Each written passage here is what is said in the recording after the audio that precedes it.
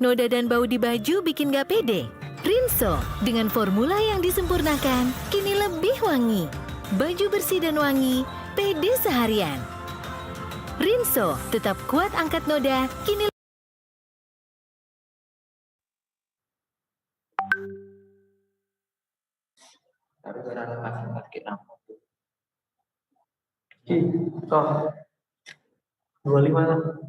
lebih wangi. Baru, Carasoft Serum Shampoo Dandruff Treatment. Formula ZPT cepat hilangkan.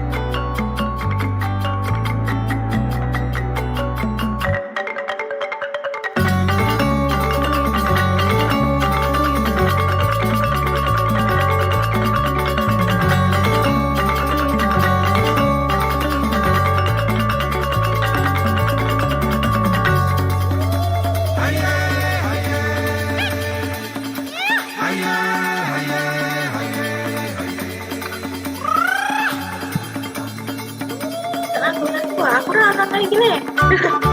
Apa sebenarnya?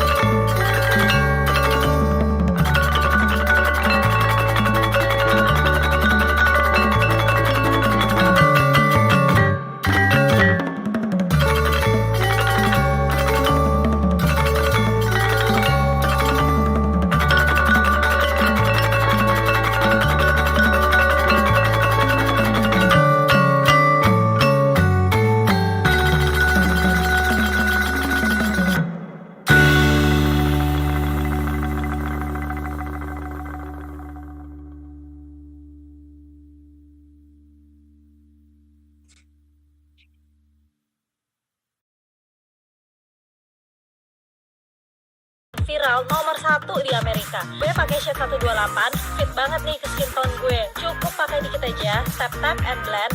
Wow, ini dia fit for all skin tone dan skin type. Nih hasil swatchesnya ya. Coba dipantau, kalian cocok pakai shade yang nomor berapa nih? Support di hidup bisa datang dari mana aja.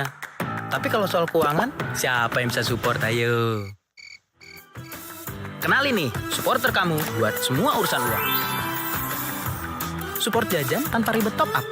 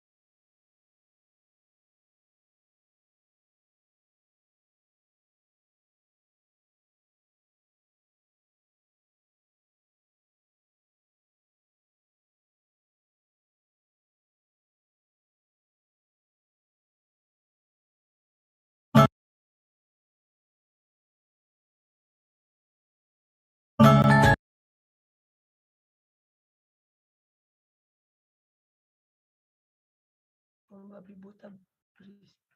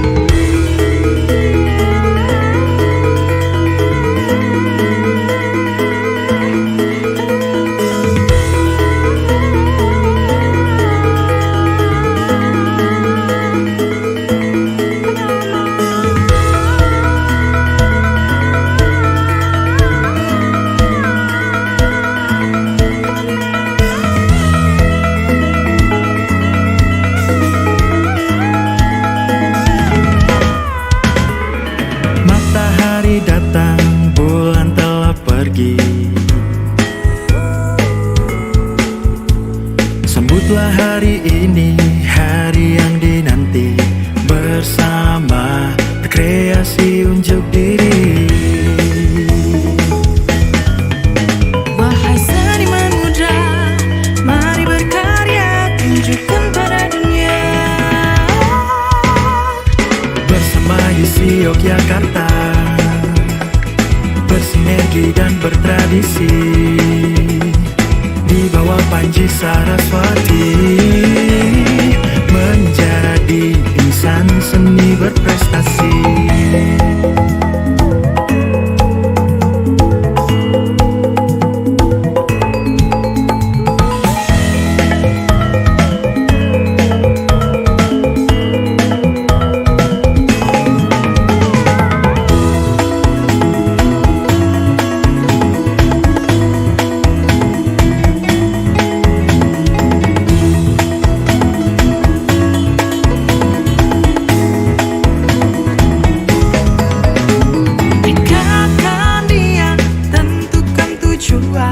Bersama dalam keberagaman, gapai masa depan. Bersama pegawai ISI Yogyakarta.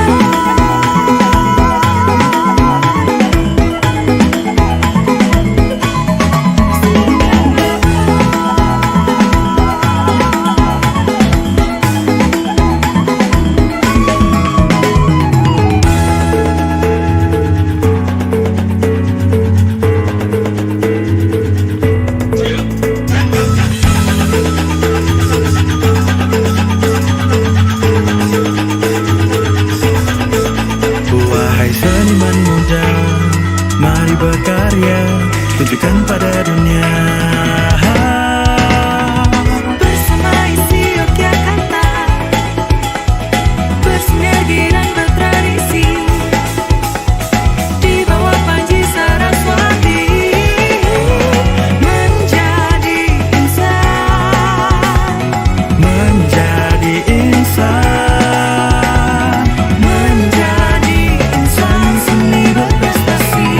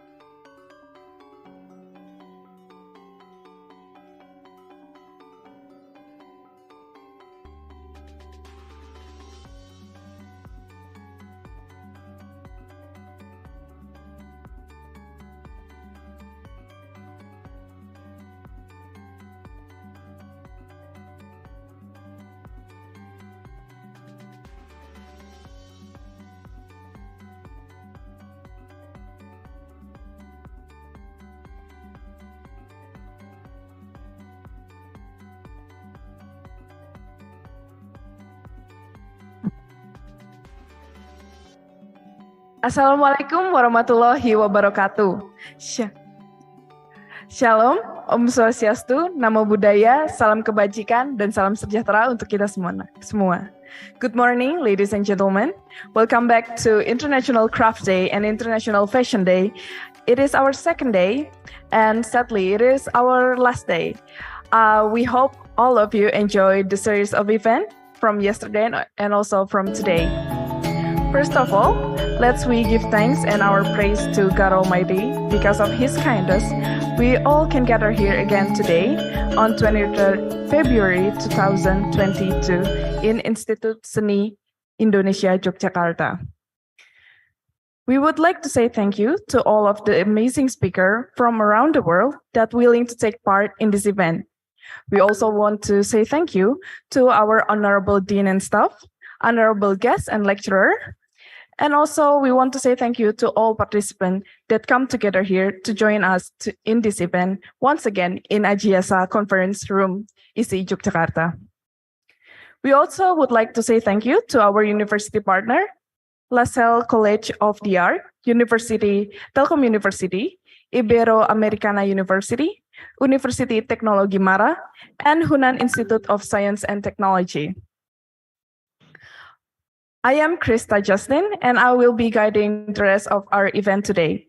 For those who hasn't known, this year's theme of our International Craft Day and International Fashion Day is the voice of object. Through this theme, we want to send a message that craft is not only about the practical function, but it also can be a tool to deliver message from the maker to the audience. Our next activity is sharing session. Just like yesterday, we still have a lot of interesting speakers that ready to give us new information. This session will be divided to two parts. For the first session, we have speaker from Telkom University, Miss Faradila Nursari. And after that, we will have Miss Wan Samyati Adriana from University Teknologi Mara, Malaysia. This sharing session will be moderated by our beloved lecturer, Ms. Hening Tias Widowati, MPD, from ISI Yogyakarta. So without further ado, we will give the time and place to Ms. Wid.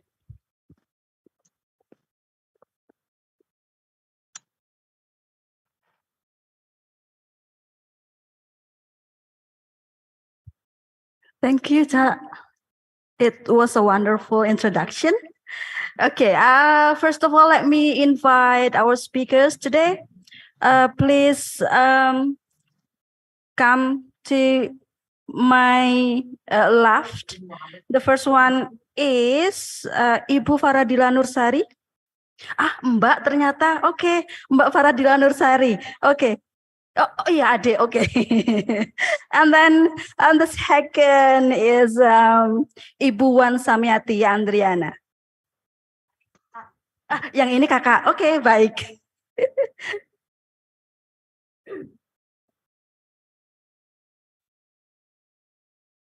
All right, ladies and gentlemen, I will chair this session, and at this session we are going to have these two wonderful lady speakers.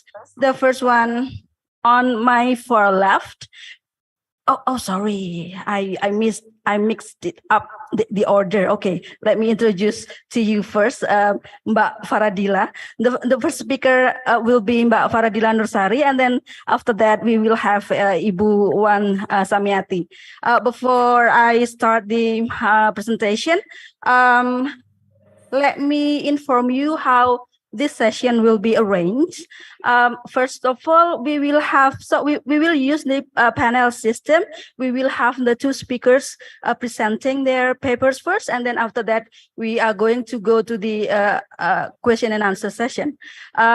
Speaker, each of you have 30 minutes at the most to present your papers, and then after that, we will have more or less an hour.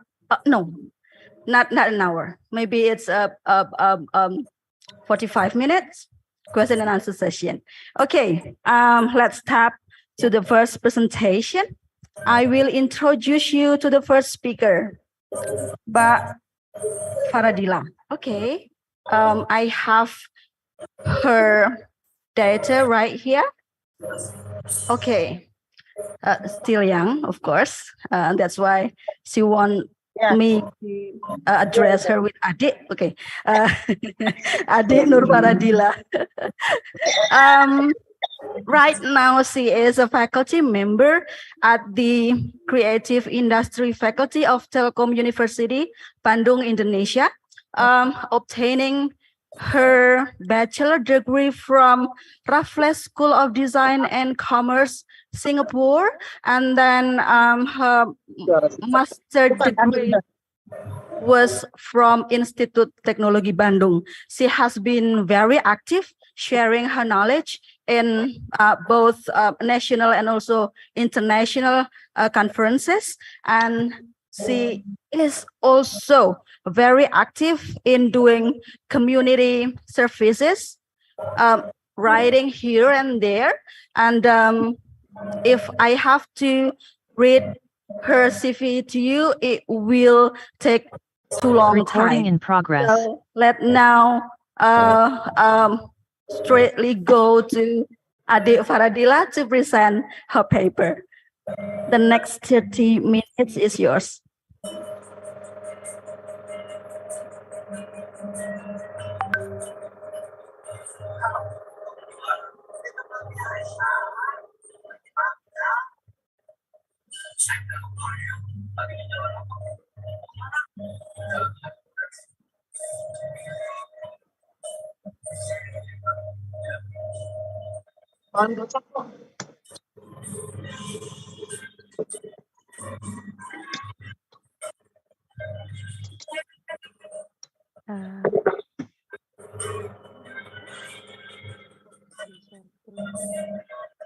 Mas, tolong saya screen untuk Ibu Faradila.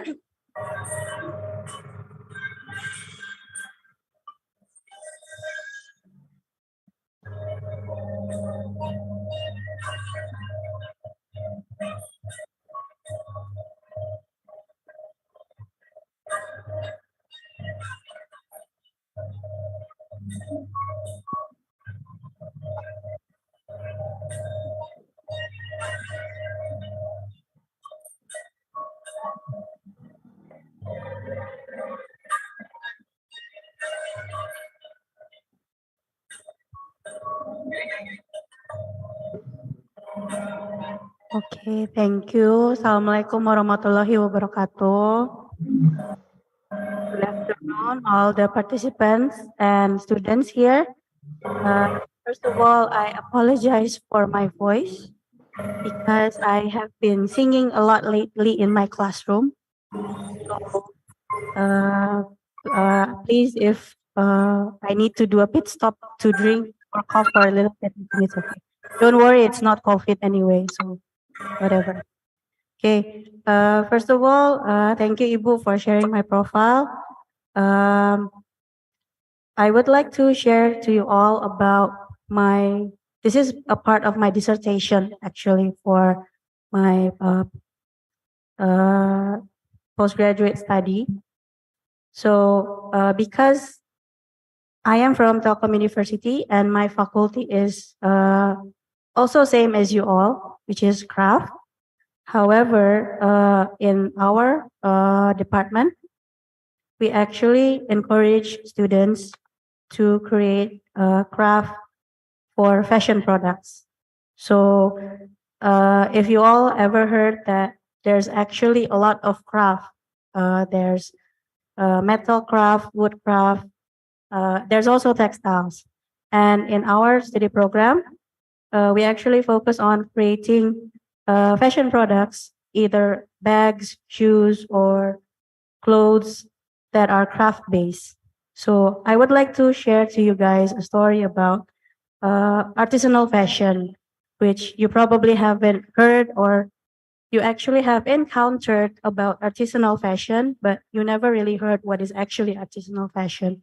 So this is a new wave of fashion designer maker. So why I want to share to you all is I want to encourage all of you as students here in ISI Jogja also and students who are studying craft that you can also make a product and you can also sell and it can have a story and it can have a high value. Maybe we can start, continue to the next slide.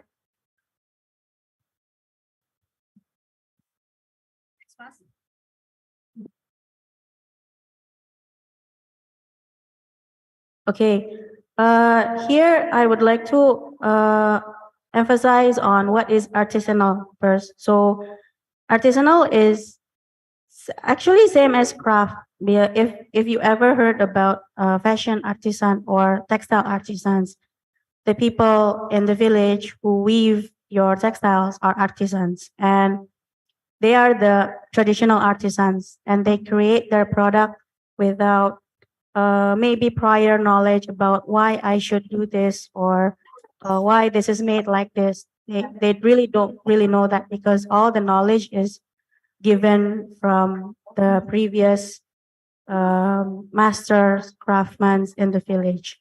However, we should understand that artisanal is a bit different with craft in the sense of the terms.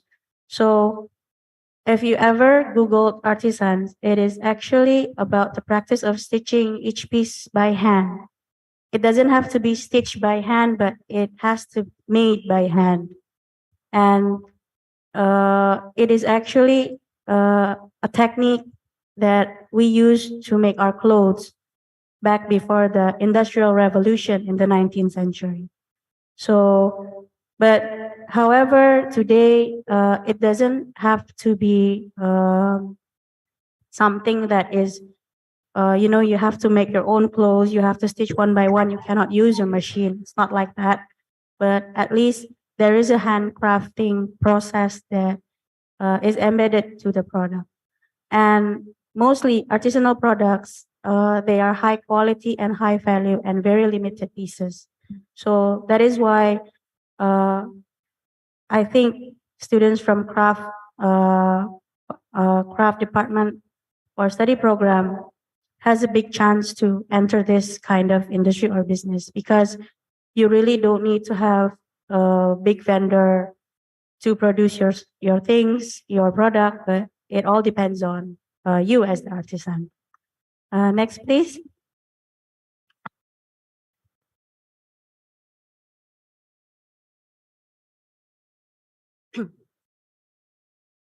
Okay, so basically what we call artisanal is how you focus when you design something, you focus on how you are going to create your design. It's not the vendor, it's not the tailor or whoever will create it for you, but it is you who will make it.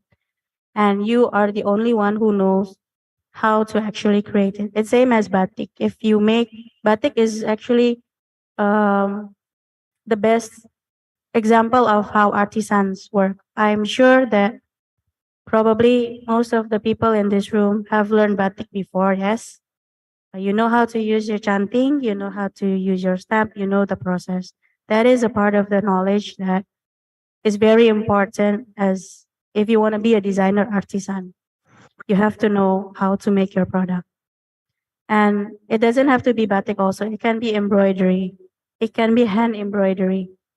And actually, artisan is marrying traditional craft with modern fashion. So in Indonesia, if you see a lot of fashion designers, and most of them use this artisanal technique but they didn't realize. For example, maybe you know the brand Sukacita or Sejauh Mata Memandang. Those are one of the fashion brands that use artisanal technique for their products. Next, please. Now, where does artisanal fashion in the industry stands? So, there's fast fashion. I think you all know fast fashion, and most of us also wears fast fashion. And then there is couture. Couture is very limited, relies on a lot of handcraft, very expensive. It's not your everyday wear. There is no couture in Indonesia. In Indonesia, maybe we know it as adibusana. And maybe an example of couture in Indonesia would be kebaya by Ana Alfanti or Bian, or Sebastian Gunawan. Those of the designers who are basically in the couture industry in Indonesia. And then in between, there is what we call artisanal fashion. So artisanal fashion, they use both methods. So they still use machine to stitch their clothes, but and there is several quantities, but never, maybe only 5 or 10 pieces, and they rely heavily on the manual craft itself. So this is some small, medium enterprise brands, local brands in Indonesia. They will choose to utilize both methods and become an artisanal fashion because of ethical reasons, maybe sustainable reasons, maybe, or maybe the philosophical or the story behind the brand, such as like Sukacita. They will have their fabric weaved in somewhere in Central Java, but they will have them dyed somewhere in Bali, and it will be stitched or made by the workers who live nearby their area. So it's actually it's like a circular fashion. So everybody is involved in creating the brand itself. And usually artisanal fashions, they are low in carbon footprint. If you ever heard about carbon footprint, is where you buy your fabric from China, but actually you can buy it in Indonesia because there is the same fabric that is sold in Indonesia. Maybe if you are familiar with carbon footprint, you can analyze your own clothing. Where does it come from? Is it locally made, or is it actually being made somewhere in China or somewhere in India where the wage is very poor? So some brands embrace artisanal fashion also to give empowerment to its community, and they also want to be more ethical and more sustainable to the environment, because fashion is also one of the main point that highlighted in the SDGs goals, Sustainable Development Goals, and in the fashion industry is very huge. Everybody is talking about how to be more sustainable, how to be more ethical, how to make less waste, how to make zero waste, but nobody actually try to do a small step and try to practice, even if only a little bit of it, like using local products, or maybe getting your products made locally and not sending them through a factory somewhere outside of your region. And Jogja, fortunately, Jogja is a place where there's a lot of artisans here. And maybe in the near future, we also hope that there are a lot of artisanal fashion that is born from Jogja. Recently, maybe this is more popular in Bali, and only foreigners who really understand the value of the product is actually the consumer of artisanal fashion in Indonesia. So it's a bit of sad. And this is based on the recent research done from my colleague. She did research about fashion brands in Bali, and most of the consumers, the buyers, are foreigners who understand about natural dye, sustainability, ethical fashion, because they don't want to pay around 2 million for a piece of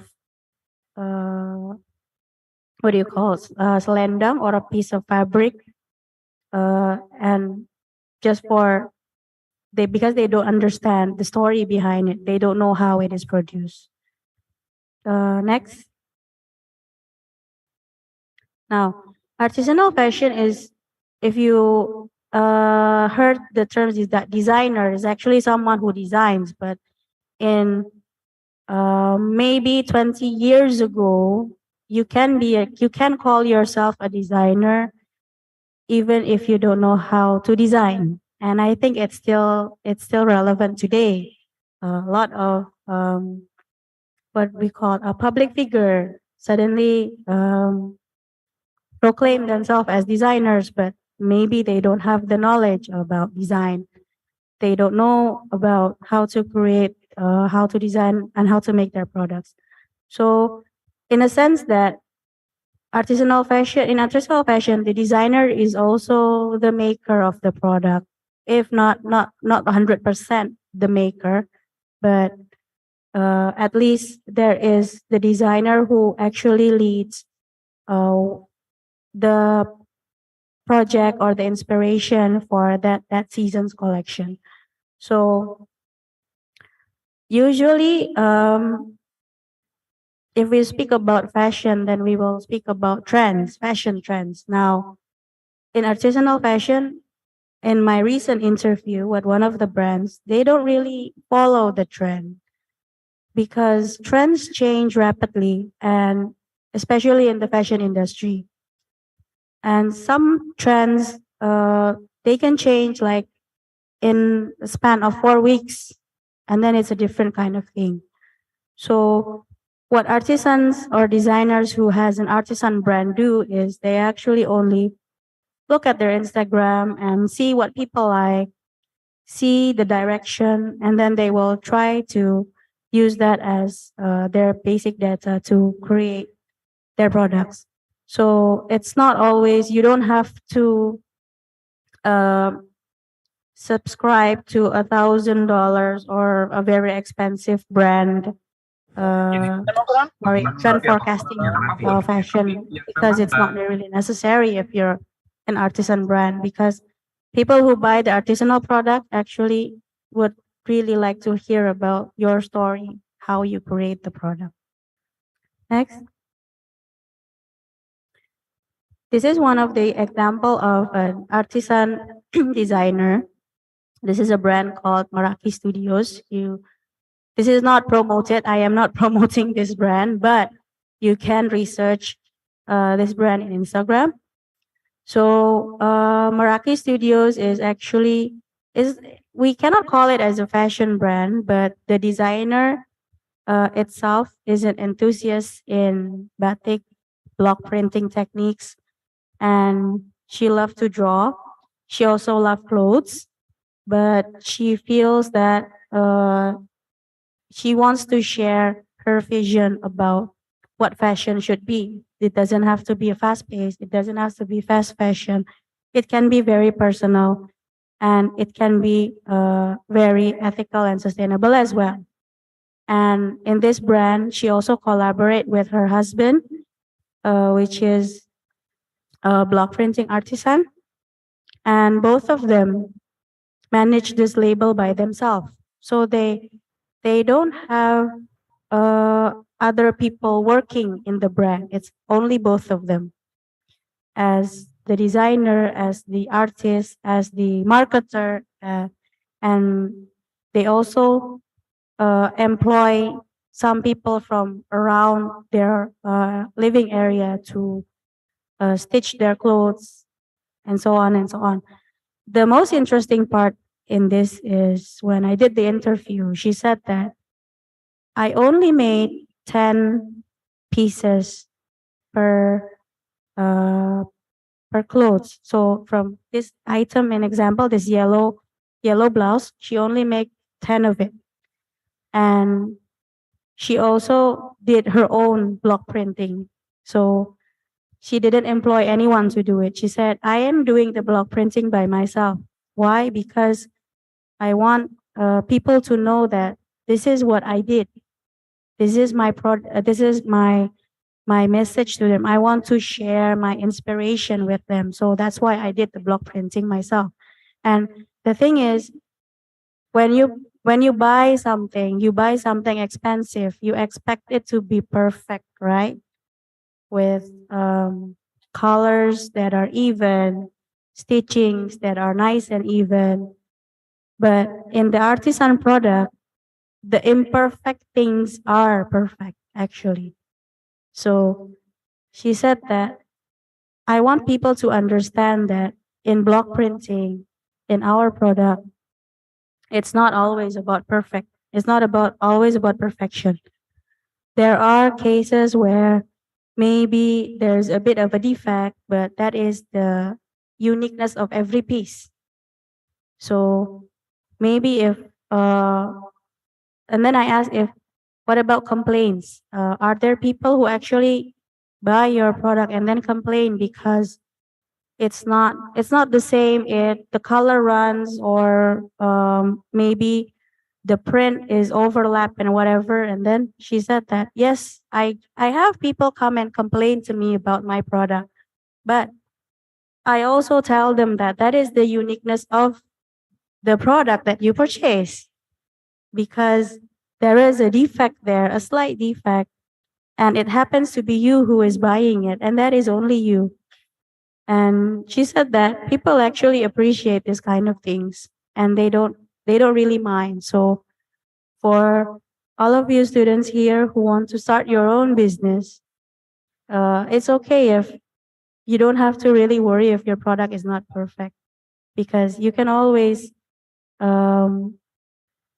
that is not the point in if you make an artisan product. So it's more about sharing the process and sharing the inspiration with the people who buy your product. So it has an emotional attachment and maybe more higher value than if you buy some fast fashion product that is probably over 1 or 2 million. You see. Next. Now, why recently there are more artisan products? So I would like to link this to the pandemic as the trigger. So we had our first pandemic in 2002, right? 2020, sorry. In 2020, everything was locked down. So probably designers who used to go to their vendors, batik vendors, they used to borrow studios from their friends to create their products. They probably have people to do their own block printing and coloring and dyeing fabric. Suddenly, everything is inaccessible. You cannot go out. You need to learn how to do it by yourself in order for your business to survive, for your brand to still exist during the pandemic. And believe me or not, pandemic, I don't think fashion has a big effect in the pandemic. I mean, it's not really affected. People still shop, people still buy fashion products. They buy from home, but maybe they have become more selective in what they're buying. So the issue of being more sustainable, eco-friendly, being more ethical, being vegan, not eating meat because meat will worsen your COVID. Suddenly everybody is going vegan is one of the trends that happens during the pandemic. And along with that, the fashion industry also follows. So they try to offer people a more ethical and sustainable product, which might be ethical or might be sustainable. We don't know because we cannot check. But that is the trend that is going during the pandemic. And if you realize that there's many DIY or workshop that are taught online. And I noticed that also some of my students also try to learn a new skill online. So they can actually create a brand, a fashion brand from home. You see, they can, as long as you know, for example, from this project, as long as you know how to do tie dye, you know how to do styling, and you know how to design, you can actually create your own product at home and then sell it from there. It is possible. So it doesn't have to be, oh, you need to go to a vendor. You need to make it, you need to order this from here and that from there. Because when you're doing artisan, I think only 3 items for one piece is already enough. Even if you only want to create one and you want to say, this is pre-order for 3 days, people will order. And this kind of business model also continues until now because I have students who did freelance work and other designers. And this is the way the designers work. They don't have a big team. They only have themselves and they create the concept for that season, that collection, what they want to sell. And then they have a small team, one seamstress, maybe one tailor, and one person who help her do the tie dye if she is dyeing her own fabric and whatever. And then they did a photo shoot, and then there you go. You can actually sell your product.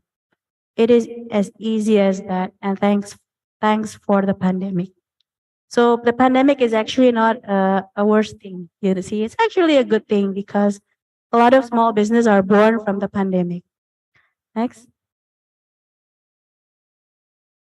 Now, why artisanal fashion? I mean, isn't it more profitable if you make one shirt and produce it for 9,000 somewhere in, I don't know, Central Java and then sell it for 900,000 in one big brands?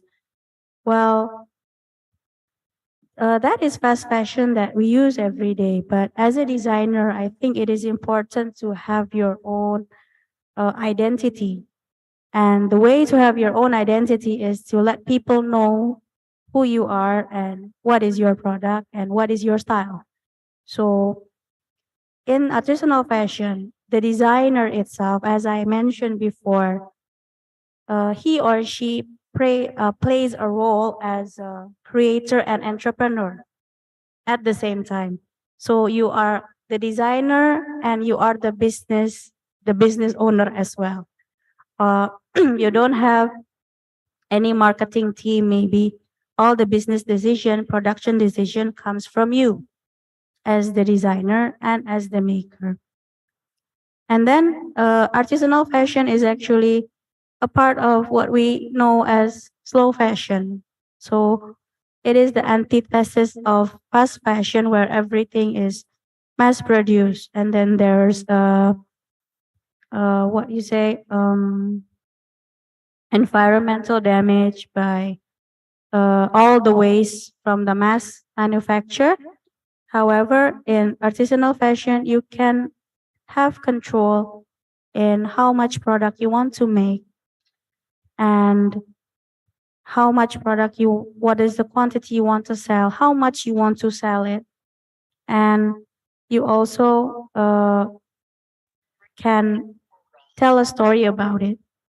And people, there is a small market of people who are willing to seek this kind of product because from the interview that I did with Meraki Studios, they told me that once we did a collection without any block printing. So they just did dresses and tie-dye. That's it. And then their customers were asking, where is the block printing?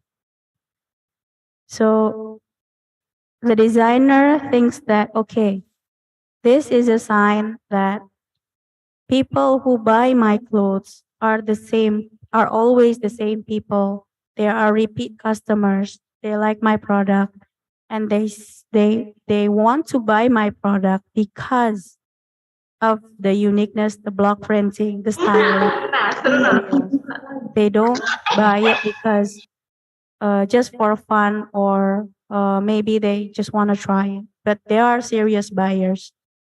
So this is what really give her an alignment, and it encouraged her to continue her work as an artisan, even though, well, can you be rich by being an artisanal fashion? It depends.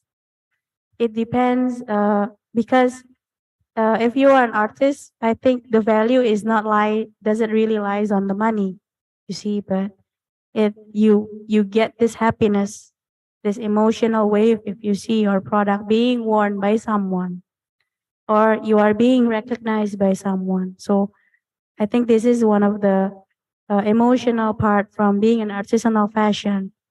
Vice versa, from if you are working for a fast fashion, you're probably a designer in a fast fashion brand, but people don't know who you are. So this is one of the uniqueness in artisanal fashion.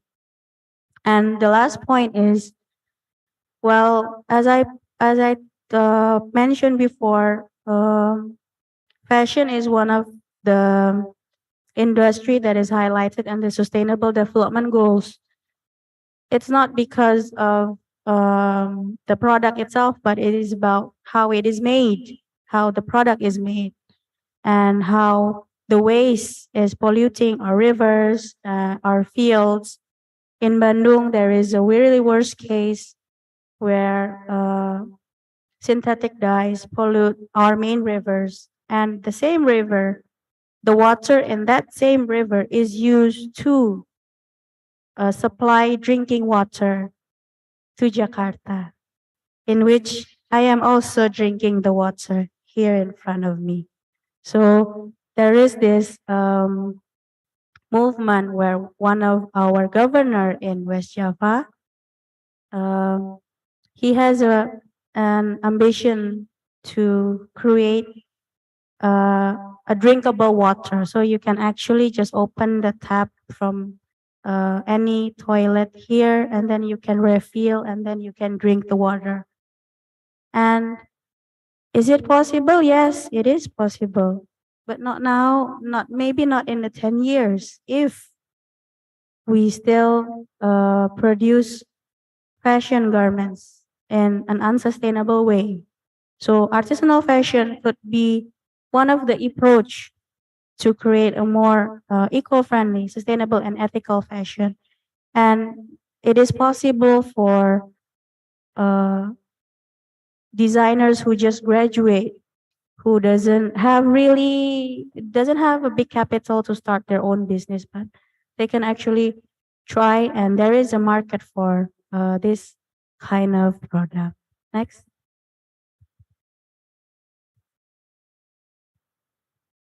Okay, so this is my last slide. Alhamdulillah. In conclusion, so first, as a designer, you need to learn a skill. You cannot be a designer who only knows how to draw. You cannot be an artist who only knows how to draw and then give your drawings to some vendor and then expect that the drawings will turn out the way that you want it to be. It doesn't work that way in the industry. I have been guiding students for probably 10 years as a lecturer, and I always advise them that you cannot only learn how to draw. You can draw beautifully, but do you know how to make your product? That is the message there. And when you become a designer or an artist later on, please focus on the quality of your product, not just the quantity. If your quality is good, even though it is expensive, I think in this kind of market today, people will come back and buy your product, as what I told the story of Meraki Studios. So she still have loyal customers who always buy her clothes every time she has new collection. And in the fashion industry, maybe you know that there is spring, summer, autumn, winter, and whatever that comes in between. But an artisanal fashion, you don't have to follow the timeline. It depends on you. You see, if you feel that you are ready to create a new collection, that is when you work. So this is a really good opportunity you see, for students who just graduated. And Indonesia also has, Indonesia has many traditional cultures, but it is saddening that some designers in Indonesia, they only look at the West. They only look at what is in Paris. I mean, who cares about what is in Paris? Try to look what is in Indonesia. Look what is in Jogja itself.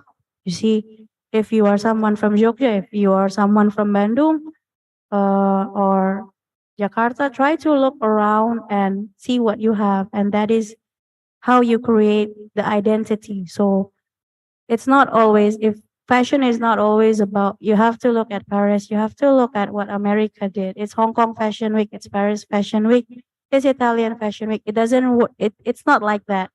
So because what we need to do is we need to have, I know all of you know the event about G20, right? And in G20, Indonesia has a major role in that event. And why not also have a major role in fashion? Try to create an Indonesian identity for fashion. And it also can be born out of the craft, because people in the West, they don't have the craft and the culture that we have. So I think the new generation of fashion designers or artisans should try to embrace this kind of thing, and also try to make less waste in the journey and try to be more ethical. I hope this will give some inspiration for students and researchers as well. I think that is all for my presentation. Thank you very much.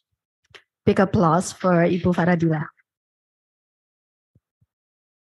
Well, I think other than teaching, you should start to think of being a motivator. Because I am already a motivator. Yeah. I have 500 students. Yeah. You can ask her. That's correct. Okay. Ladies and gentlemen, let's go to our second speaker. She is Dr. Wan Samiati Andriana. Miss Andriana is a senior lecturer of Faculty of Art and Design of UITM Malaysia. And she is a PhD in Art and Design, graduated from the same university, UITM. Other than teaching, she is also a coordinator pasca siswayah penyelidikan. I don't know what it is, but I am predicting that it is in our context, ISI Yogyakarta, it might be either iya, itu juga kecurigaan saya, Mbak. Iya, oke. Tadi ada dua kemungkinan. I think she is head of postgraduate study program, atau kalau tidak, sebetulnya tadi kecurigaan saya adalah that she is a coordinator in lembaga penelitian di tempat kita, tetapi ternyata koordinator pasca sarjana. Oke.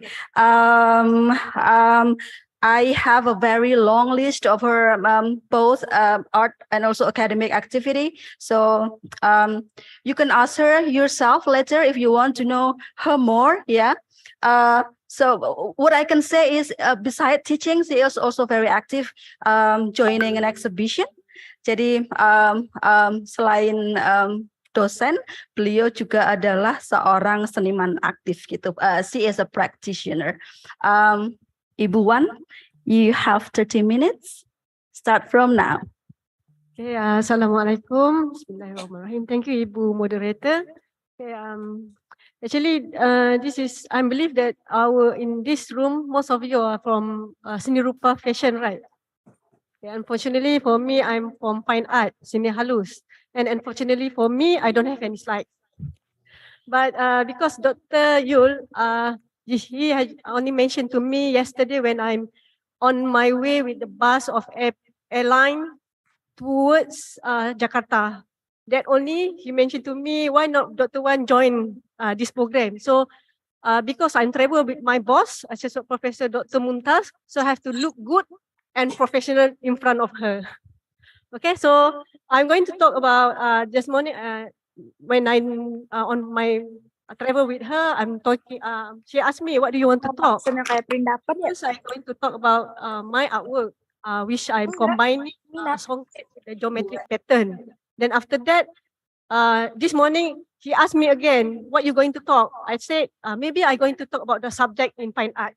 So there's a subject in fine art which is it's called as form and soul, rupa dan jiwa. Okay, it's actually a subject in semester 3 and 4. So semester 3 we call it as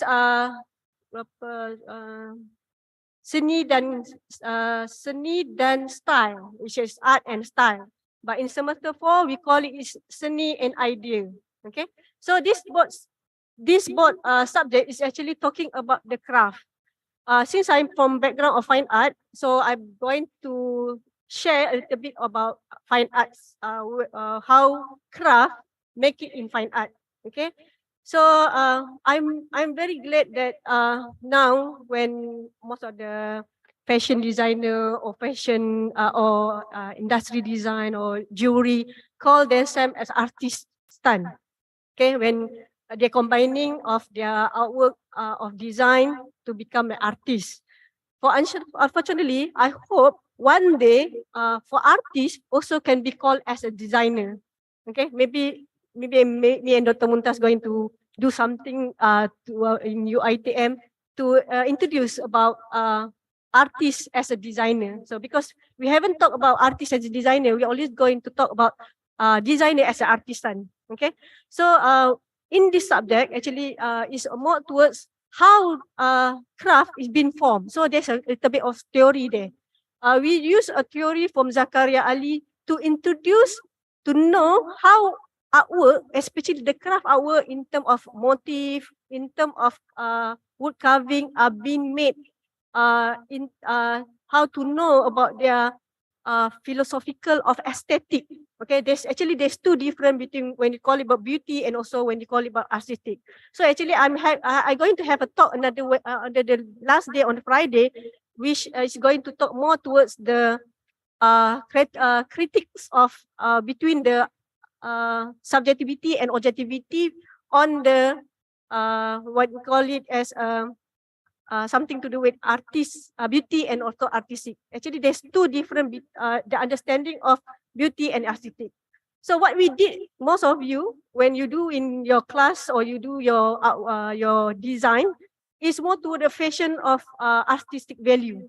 Okay, when you call it about artistic, yes, artistic value is something to do with beauty, yes, but is also is the subjectivity, which just now our speaker mentioned that even though the artists doing their artwork, their artisan, they are the one, they make it only 10 blouse of the fashion, but they make it, it's going to be a different, because maybe it's going to be not a certificate. They are going to be everything in match, because it's to do something to do with artistic. Because artistic is subjectivity, so adjectivity is something, everything is going to be different as in the eye of people of different thought, of different logistic, they're going to have a different view. So it's going to be different understanding between people. Some of you, maybe it's going to have a range of same color, but when you come to the choosing, people are going to choose different maybe a lack of tone. Okay, so these two subjects is actually, first is calling about style.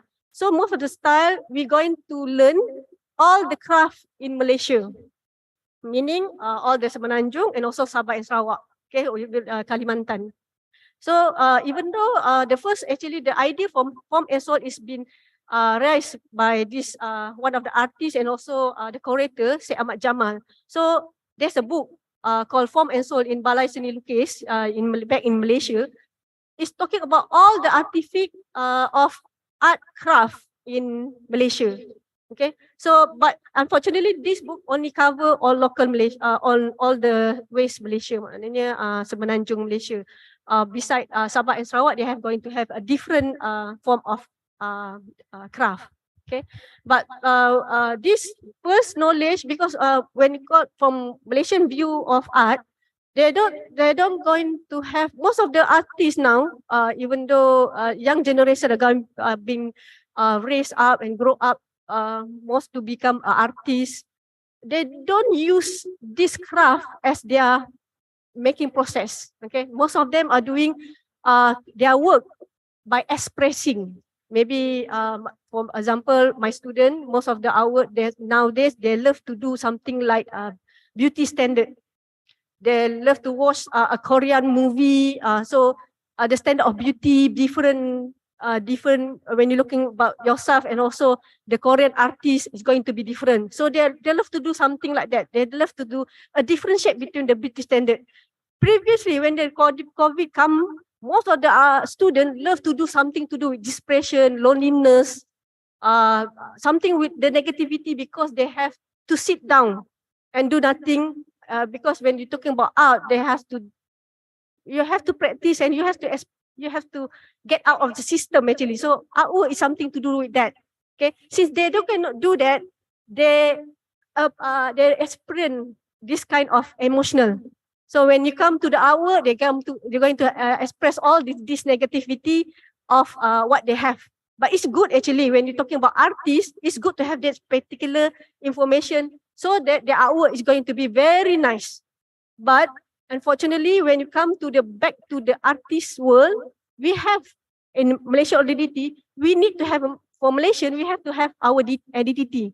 So when you come back to the Malaysian, when you come back to the subject, actually, there's a need of having this particular craft to put in the artwork.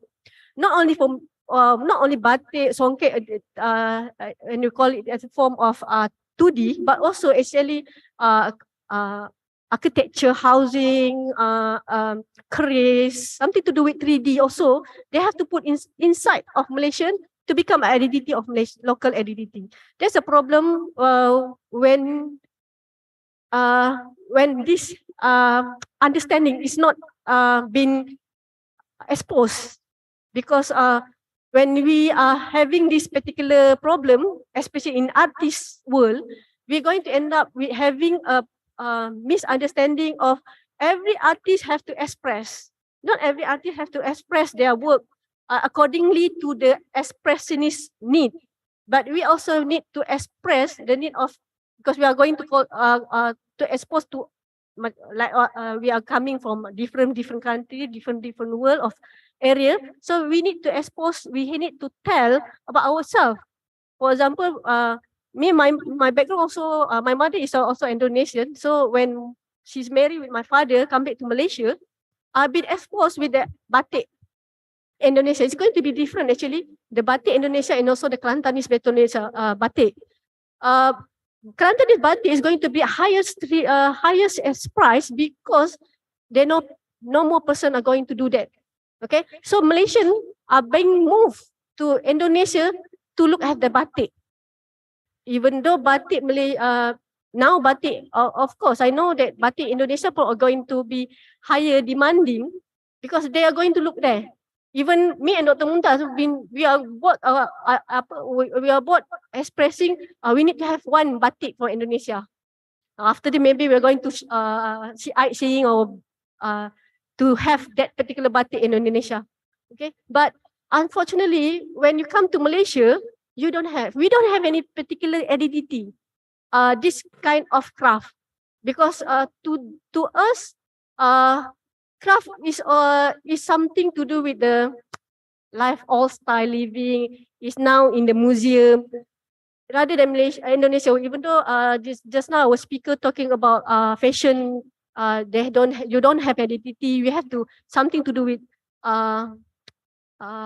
local, like Bandung identity, or maybe Batam identity. But for me, Indonesia still have their quite strong identity beside of Malaysia, because Malaysia is something to do with we have quite a number of triggering our country to pull in. Okay, for example, nowadays our student in UITM, especially my student, they have been exposing with K-pop. So most of the fashion nowadays when we open up back the system, when we meet our student back, the way they're dressing, the way they talk, the way they are expressing, is not towards the view of the West, a little bit of more on the Western, but also in the pop area of K-pop. My year, we are always look at the Japanese style, but now we are more to opening to the K-pop area. So,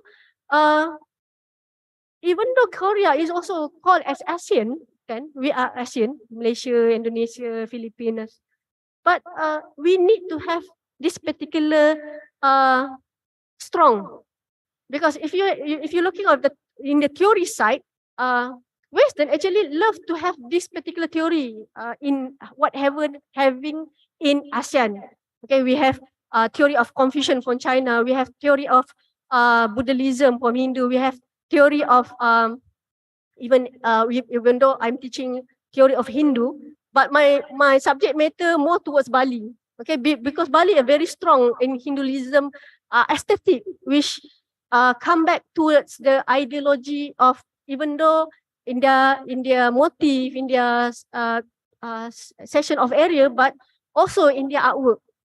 Because most Malaysian also using this particular theory to put inside their artwork. Most of this nowadays they move. The Malaysian artists are going to move. So this rather than only looking at the Western, it's better to looking at ourselves, Asia, because we have a great idea of theory actually. Okay, so theory is one of the theory is Zakaria Ali.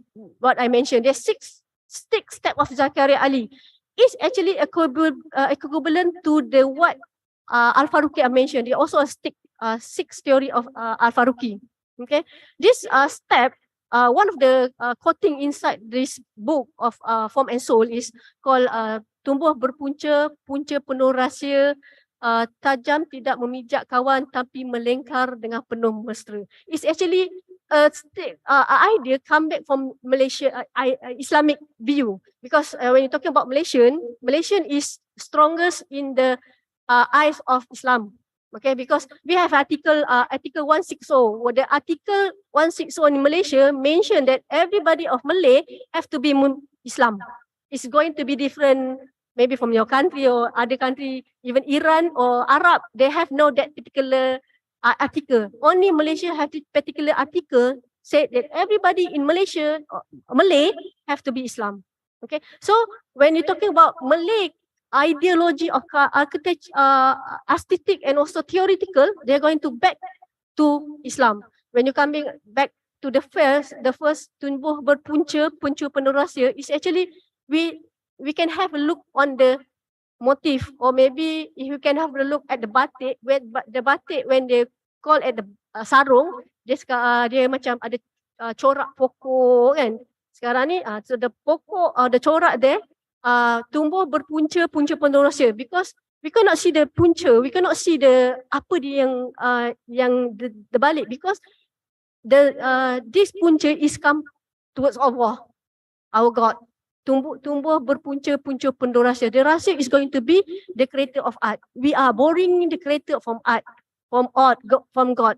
Okay, tumbuh berpunca, punca penuh rahsia, tajam tidak berlengkar, tajam tidak memijak kawan. Even though some of the flower is going to be a tone or something, they are going to be some kind of memanjang, tapi dia tidak, dia masih lagi ada itu macam something to do with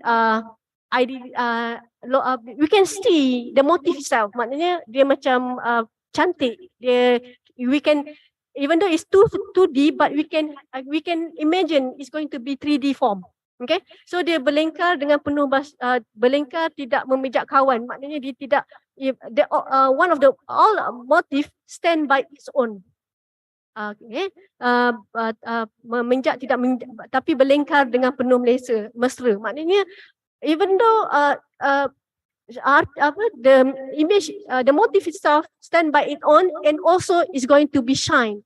For example, just now, we look at our fashion show just now, even though they're using different colors, the color is very dominant by using black, but somehow because of the motif itself, it's outshine.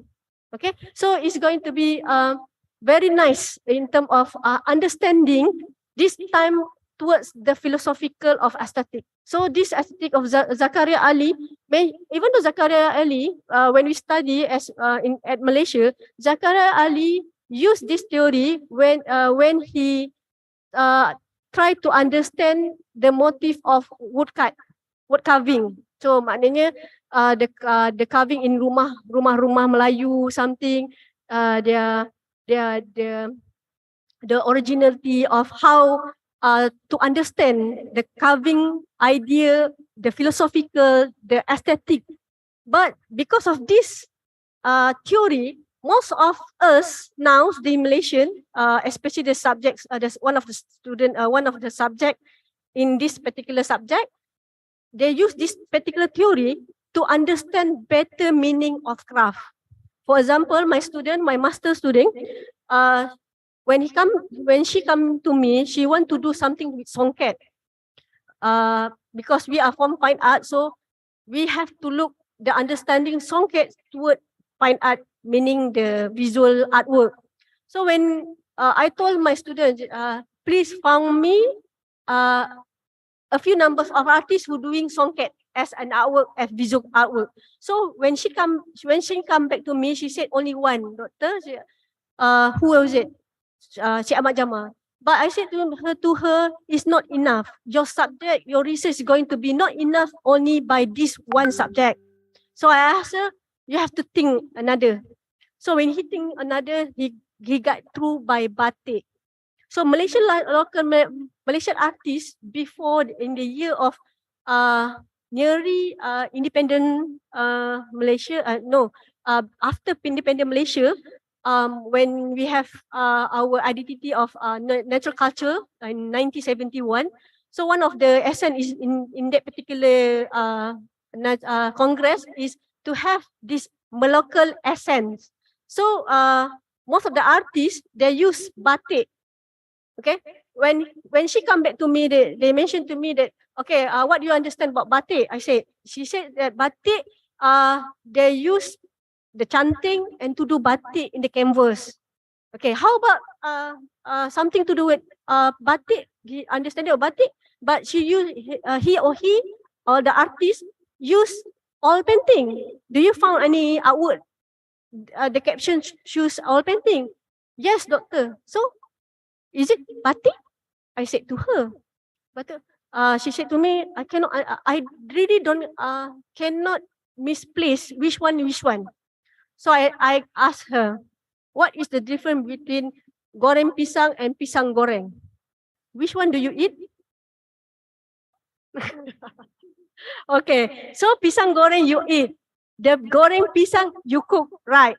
So how about batik painting and painting batik? What is different? What is the difference? One is talking about technical batik, and one another talking about the way design is from batik, right? So when I asked to the student, you have to find this board. Even though they're not using this particular metal of batik and also by chanting, it also considered batik because of the way of their drawing. So the student pick up. Luckily, there's too many artists during this particular era in nearly 1970. Most of the hour in this particular Malaysian local are using this particular technique, batik painting, and painting batik become a very outstanding artwork. But nowadays, there's no more. Okay, but luckily for my student, when she's doing this particular research, she asked to me, because we are from research background, so we need to have this one of the methodology. We call it a methodology, right? So one of the methodology, they need to have this particular theory. Dr. Wan, which one is better to use? Most of us are being exposed to the Feldman theory. Do you know Feldman theory? Do you learn Feldman theory? No, of course, because you are from design. Okay, for fine art, they have to learn Feldman theory. Okay, Feldman theory is interpret by using the 4 visual interpretation. But because I don't want it what I don't want she to use this Western theory. I asked her to find one theory local Malaysian to interpret her artwork. So she found out by using Zakaria Ali, and she have this good term of writing when interpret the artwork, because nowadays student, when you call about how do you found this artwork beautiful, nice, when student tell me the answer is like that, I'm going to ask the student again, tell me one artwork which not beautiful, tell me one design is not beautiful. No, right? Because it's too subject, it's very subjectivity. One people in the eye of different is going to be a different idea of different method, the way of look. So luckily for this student, she managed to write such a beautiful phrase, the interpretation about this particular artwork of batik. Hopefully she can manage her master Viva soon, and also I really hope that she can interpret it in terms of writing book, because I be noticed that we need to expose more towards in Malaysia. We need to expose more towards the culture of craft, and also interpret it using this method of local method. Okay. As a conclusion, actually, I want to talk about even though we are moving towards the very modern area, contemporary area, and me and Dr. Mumtaz, actually, we are always discussing about how art in Malaysia been looked, even though she always mentioned to me that now there is a contemporary art. So we have to have a new term in terms of new media art. Okay, just now I just mentioned that maybe artisan, art designer are being called artisan as their artwork, and also maybe we as artists, visual art, since I find art, we can also call it as designer. And I think it can be managed, especially when we come towards the idea of creating time-based media in the one of the subject, one of the practice in UITM itself, under the fine art. So hopefully by this, even though Malaysia or maybe Indonesia, we still need to have, we need to constrain, and also we need to maintain our design, our motif, our shape of our local identity, even though from either though it's from Indonesia, also us from Malaysia. With that, thank you. Thank you, Dr. Wan.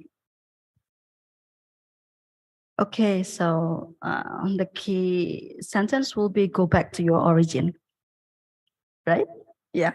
Okay. Ladies and gentlemen, I think we still have 30 minutes only to have the answer and question and answer session. So I will open the first term of this session for 3 questioners.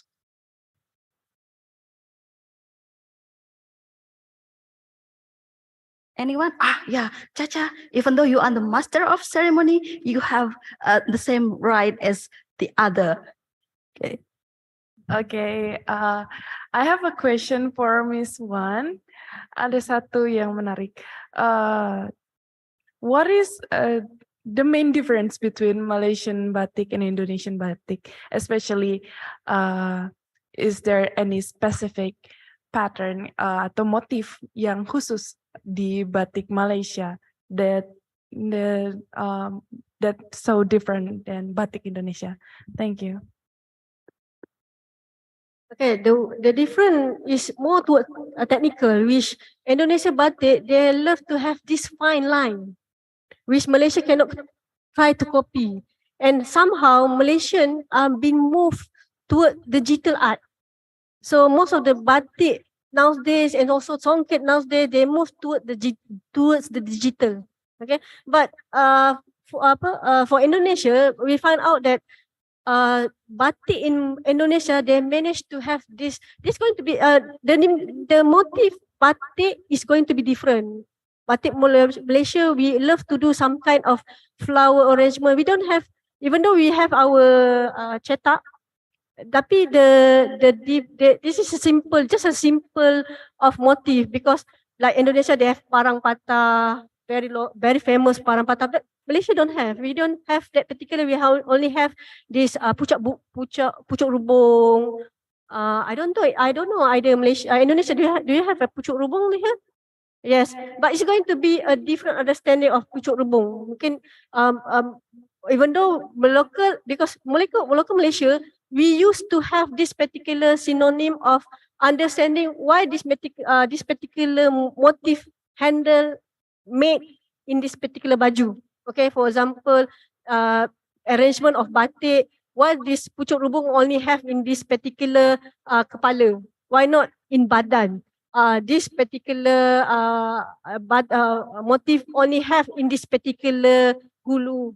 Why not in different type of pattern? But we don't actually specific our name of batik in our religion, our state of Malaysia, because most of nowadays from Kelantanis love to do hand printing of batik, meaning doing chanting. But the difference of fine of batik in Indonesia, they're very fine, because the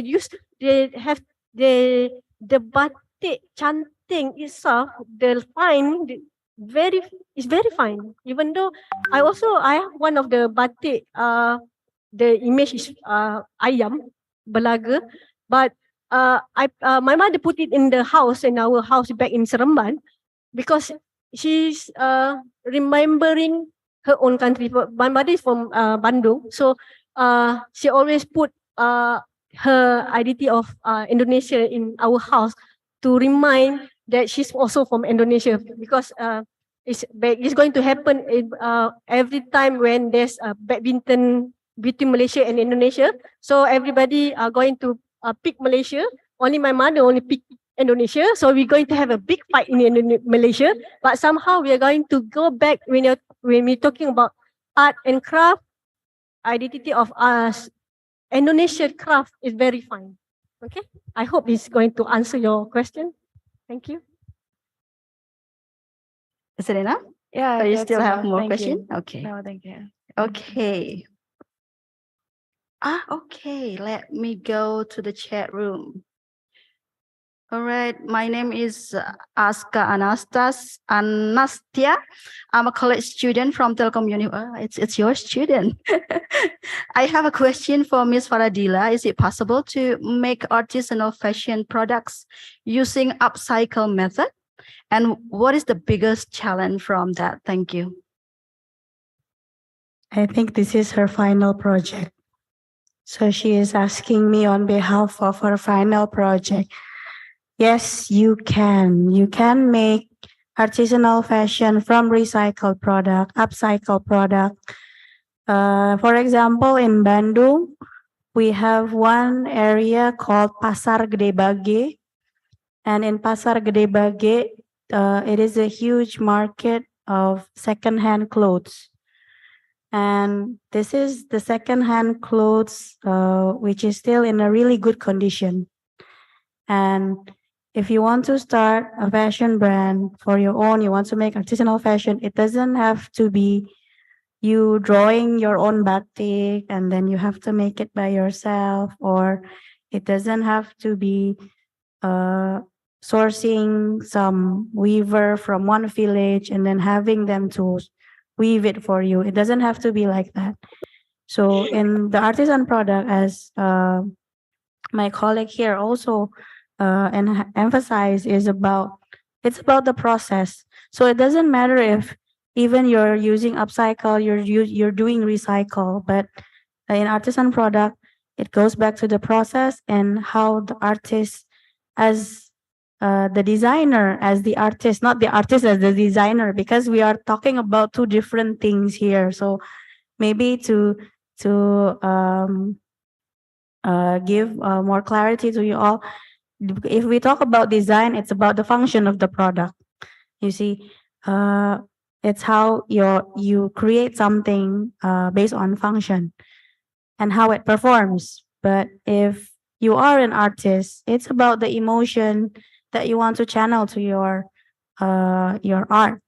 So that is the main difference. And then there is craft. Craft is basically creating something that is functional in the simplest term. So it has a similarity with design actually. But if you want to have your product have a meaningful or emotional values in it, then you should apply the artist's approach when you design the product. So, and it doesn't matter if it's from a used clothes, maybe your used clothes, you want to create a secondhand artisan product, it is also possible. So it comes back to the process actually. It's not always about has to be new, has to be something that you make from scratch, but you can also try to redo the design. So in the case of Meraki Studios, there are times when there's still a few blouses that are not sold. So what they do is they actually rework the blouse, give it a new life, and then sell it back again as something new. So it's about giving a new look to something very old, something maybe old or not interesting anymore for people. And then actually somebody will find it interesting and buy it as well. So it doesn't have to be something really new. So bisa ya Aska ya, tugas akhirnya ya tolong dikerjakan. Saya tunggu ACC-nya. Kamis kita kuliah. Aska, good luck for your final project, nah. Yeah, okay. Okay, more questions. Teman-teman, okay, yeah. Let's go to Bu Alfi first. So, Dr. Wan, you say that your mom is from Bandung? Your mother? Maybe you still have like a blood relation with Bu Ila, Mbak Ila. Maybe, who knows? So, okay. Oh, well, you say that your background is more seni halus, yeah? Here we say seni murni in Indonesia. So, I don't know, my question or my curiosity is in Malaysia, because we know that it's very strict in, religion, Islam. Is all of the works of seni halus is really have to follow that Islamic rules, or you can still a little bit play, or I don't know. Yeah, maybe you can tell more about that. Thank you. Okay, because we have in Malaysia we do have this particular state of Congress Congress Budaya. So in 1971, they all talk about how to form art in Malaysia, because of the 13th of May 1959, which we have a Malaysian and also a Chinese. We have some kind of they bergaduh. So because of that particular, because Malaysian during that particular year, most of the Malaysian local is from Chinese. Okay, so because of 30 May on the 1971, they form an idea of having this identity to have this particular art. Okay, how the it's not only for artwork, but also how to perform in local Malaysian. Okay, so these 3 hour, one is talking about local identity, which more on the Bumi Putra, which Melayu. The second one, anything is suitable. For example, like from Chinese India, even though they are staying in Malaysia, but they have to perform in towards the local idea of culture. And lastly is Islamic. But when it's been out, this particular idea of being out, actually most of the artists, Chinese artists, are moved out from Malaysia and go towards Singapore. Okay, this is the long history actually. So, but there's still also some of the Chinese are staying in Malaysia. So when it's been develop idea or way to have this particular Malaysian identity, to have this particular idea which one to have. But since we are in multicultural Malaysian, we have beside Malaysia, Melayu, we have Chinese, Indian, and also we have Christian. We are also from Sabah and Sarawak. There's too many ethnic there. So anything, it's not necessary to have idea of Islamic, but as long as something to do with the culture itself. So for example, like Sabah and Sarawak, they have their own culture, they have their own identity, they have their own way of dressing. They can turn up as a idea to perform their artwork, or maybe to perform their anything or sort of their art, okay, performing, and also in art. But somehow back in 1980, there's a move towards the Islamic macam try to impress idea of Islamic in local identity. So till now, actually, there's still a debate. Either most the artists have to follow Islam, or just anything can do. There's still a debate there. But some of the artists already moved towards Islamic. Some of the artists more towards focusing on the abstract work, meaning the expressionist work of their inner self. We just need to have without any blame of racism, as long it's not try to touch in other religion or other racism, so it's okay in Malaysia. Okay, I hope this answer. Well, would that be okay to show the like living creatures? Living creator? Yeah, like animal, those kind of stuff. Yeah, or it's part okay. Of humans. It's okay. It's okay as long as for example, my PhD is talking about Islamic artwork. So when we talking about Islamic artwork in Malaysia, actually there's a figure there. Okay, how are you going to talk about Islamic when it's a figure? Okay, so but when we come back to Mughal art, when we come back to Safavid art during this particular era, we can see even though there's a figure, but the figure itself is actually the same figure. There's no what the idea of the imitation. If you come back to Socrates of Plato, Socrates, Plato, and Aristotle. So the idealism of humanism introduced by Socrates are being used in terms of ideology of this particular Islamic. So but now Malaysia very strict when you're talking about Islam. So they don't want to have this particular figure of animal, figure itself. But as long as you want to do artwork, don't mention yourself as the Islamic artwork artist. Then you'll be safe. Because when you mention you are Islamic artist, you actually develop. You have to develop your idea. You have to very dedication in terms of the way of Islam. Okay. It's quite a cliche there. It's quite quite cliche. But if you say, for example, if you say you are Ustazah, right? So meaning you have to very understand about this particular form, the way, the how, the do and the don'ts. So that's only you can claim yourself as an Ustazah. You can ask Dr. Munta. I never mentioned myself as the Islamic artist. I only do research on Islamic artwork. I hope that answer your question, Doctor. Thank you.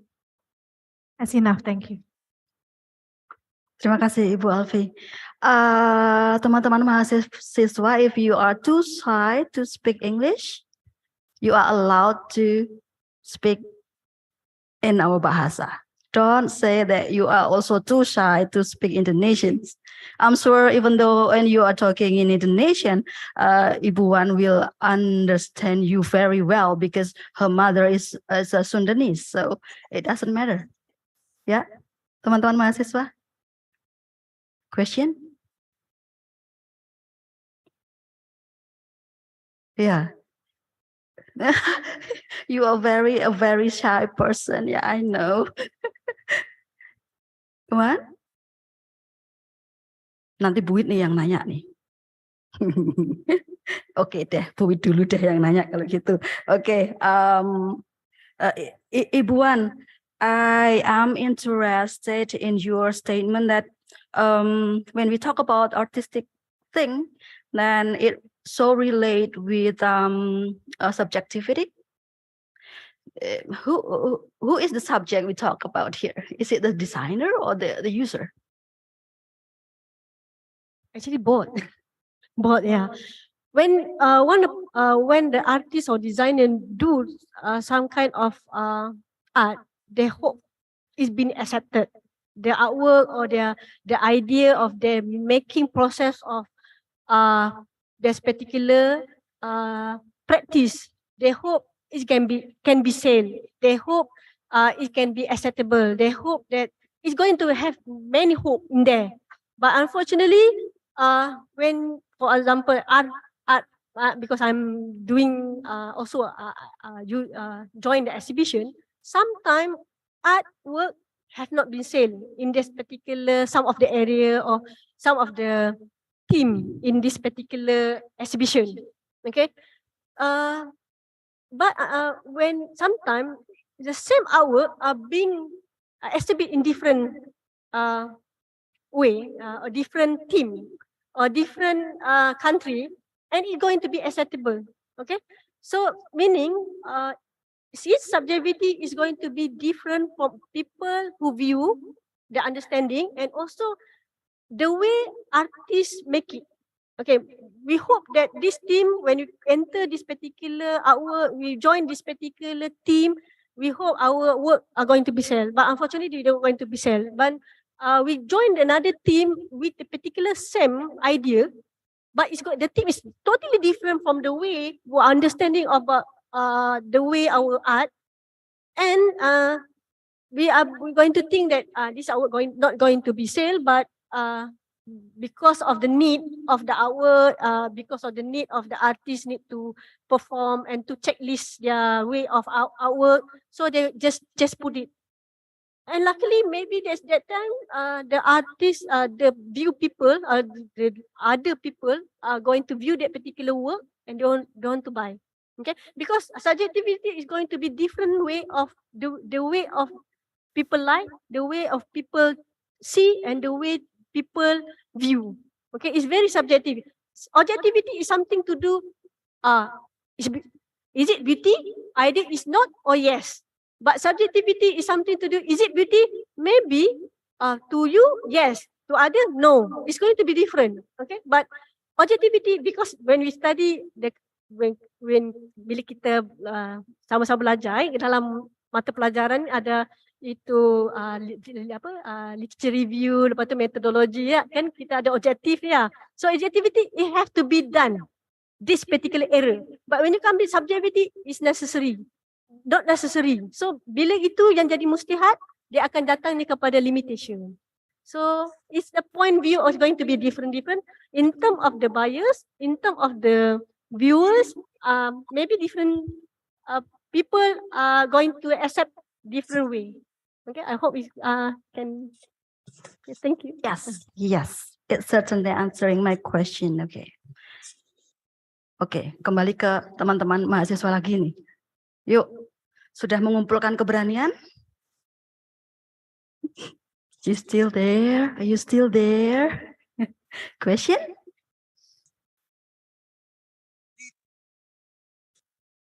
Oh, Caca. Oke, Ca. Hari ini diborong sama Caca pertanyaannya. Oke, Ca, please. Oke, aku ada pertanyaan buat Bu Farah nih. Oke. Iya, kan tadi kan kita ngebahas tentang artisan ya. Gimana kalau artisan itu lebih ke spesifik nih, ke baju, ke slow fashion ibaratnya.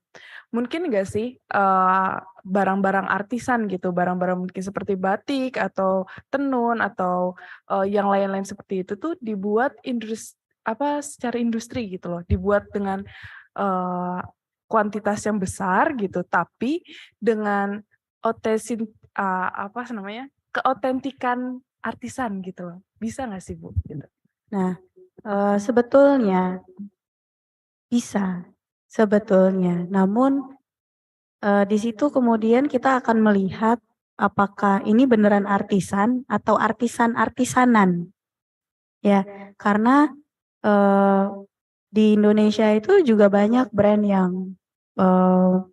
menjual cerita mengenai produknya mereka. Tapi kalau dari sudut pandang kita sebagai orang yang memahami proses produksinya, nggak mungkin dibuatnya gitu. Dan konsep artisanal fashion ini termasuk yang sangat seksi dan sangat menjual, teman-teman. Jadi kalau kamu mau jualan baju, mau bikin brand baru, itu bisa banget jadi cerita gitu. Tapi kembali lagi ke etikanya bahwa apakah benar produk kamu memang dibuat seperti itu atau hanya marketing saja? Begitu. Nah, kalau hanya marketing saja, sungguh sangat disayangkan sebetulnya. Karena kalau misalkan kita kembali ke masalah seniman artis sendiri, lukisan Mona Lisa itu cuma ada satu kan di dunia, tapi replikanya banyak loh. Tapi kan kita sebagai orang yang memahami lukisan, memahami seni, kita bisa lihat, bisa merasakan yang aslinya itu bedanya apa sama yang replikanya gitu. Jadi kalau memang ingin mengambil jalur sebagai artisan fashion, bukan fast fashion atau bukan adibusana misalkan ya kayak Ibu Hana Avanti, bikin kebaya, terima order dan lain sebagainya. Ya poin dari artisan itu sendiri adalah bagaimana kamu sebagai seniman gitu. Dan kembali lagi ke diri kita masing-masing sebetulnya. Apakah memang value yang mau dikejar itu keuntungan atau eksistensi? Karena kalau mau dua-duanya kayaknya bisa aja sih. Tapi pasti ada yang harus dikorbankan seperti itu. Menurut saya sendiri sih sebetulnya idealnya sih memang tetap idealis sebagai artisan. Kemudian nanti ketika sudah semakin besar, semakin dikenal orang, kita mungkin bisa mengekspansi dan bahkan bisa mengembangkan komunitas di sekitar kita gitu. Jadi kalau misalkan di awal Caca misalkan sama satu pengrajin nih, cuman sama dia aja kerjasamanya. Terus ternyata demand-nya tinggi gitu dari produk kamu.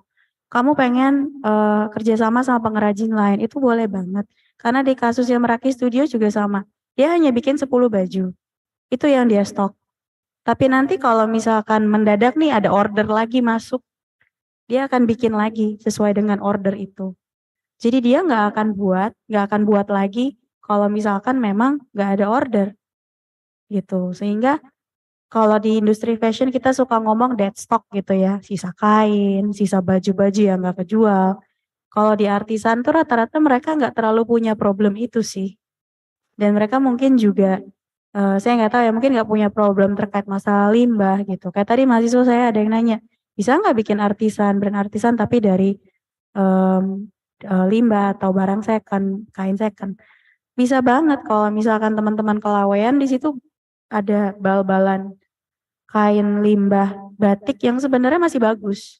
Defeknya itu cuma sedikit kok gitu. Dan itu gak kepake gitu. Jadi itu bisa dipakai lagi sama teman-teman, bisa dijadikan sebagai bahan baku gitu.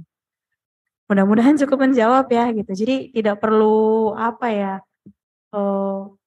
kalau udah masif kayaknya namanya bukan artisan lagi gitu. Namanya mass product Mbak kayak gitu. Terima kasih, semoga menjawab. Okay, thank you. Yeah, by the way, you also come from Bandung, right? Cikampek. Cikampek salah. Near Okay. Bandung. Jawa Barat sama-sama Jawa Barat. Oke. Question? Kalau enggak put lagi nih. Oke, Mbak Farah. I'm really curious with your statement that imperfection is perfection.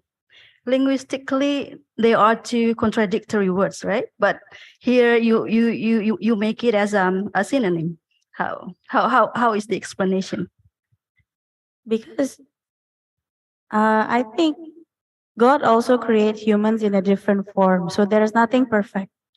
If you are looking for perfection, you you don't become an artist. You become a manufacturer. You work in a factory, you rely on machines. You will get perfect results every time, but maybe, well, there's still like in 100 pieces of clothing, probably there's 10 defects. So there's nothing perfect in the fashion industry. Actually, it's not something that as a designer you need to highlight, because uh, people, if there is a term that people learn from mistakes, for artisans, probably mistake is the best thing that ever happened to them because it creates their own pieces. It creates a signature piece, and it should be something embraced. It's not something that your customers will call you and complain, and then they will post, I bought this for 2 million, blah blah blah. Defect, the color is not right from the photos and blah blah blah blah. So I think that is it's not something very nice to do. It's not something very good, especially if uh, you understand that the product is also not perfect. It's not factory made. Yes. So I think that is where the statement come from. Okay, that's so philosophical. Okay. Yeah. Bu Alfi several times sending me a code. Yeah. Cut off because it is time for the lunch break. So I think I won't take any longer time from you.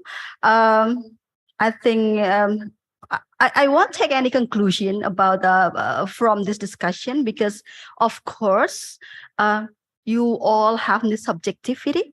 So each of you should have your subjective conclusion of what this brilliant speaker has shared ideas.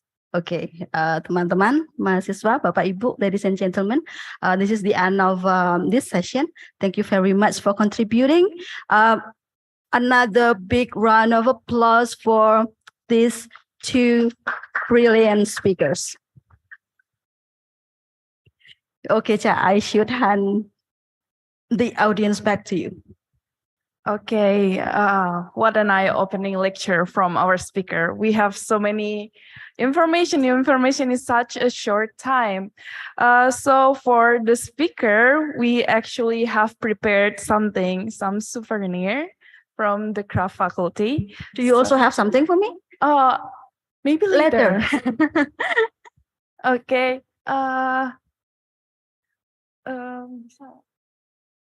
Okay.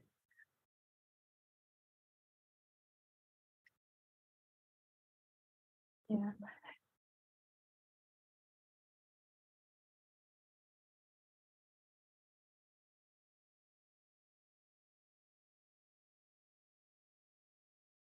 Miss Alfie will be the one who giving the souvenir to the speaker. So maybe the speaker can go to the front, stand to the front.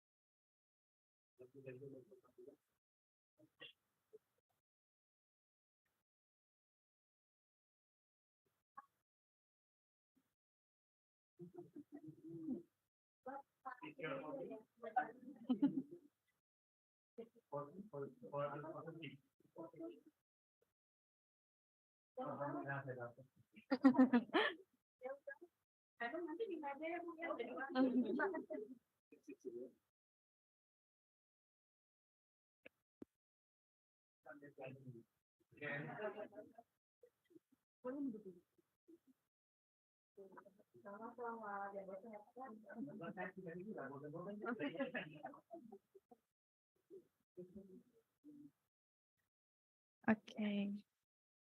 Okay, thank you so much. Thank you once again for the speaker, amazing speaker, Miss Farah and Miss Wan.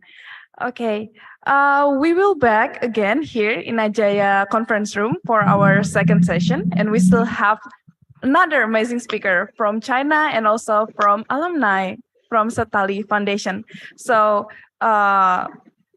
guests and participants may leave the room if you guys, not yet leave the room. Correct. Oh, okay. There's a correction. Everyone will get lunch here, so everyone still can stay here. And yes, thank you, everyone. We will back again later in an hour. Thank you.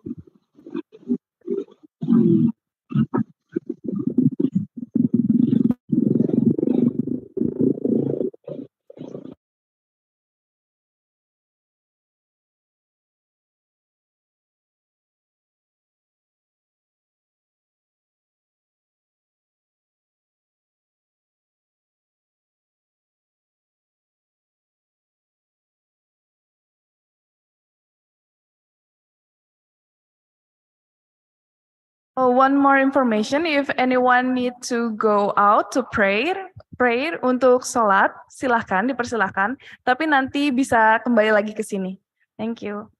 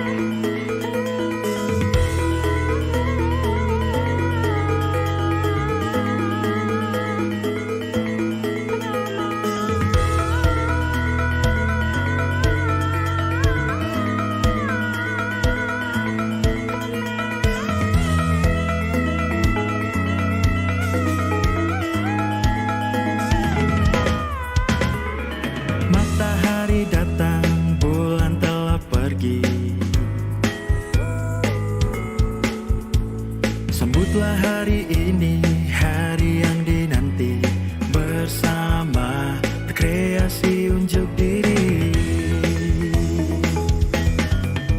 Wahai seniman muda, mari berkarya, tunjukkan pada dunia. Bersama ISI Yogyakarta, bersinergi dan bertradisi, di bawah panji Saraswati, menjadi insan seni berprestasi.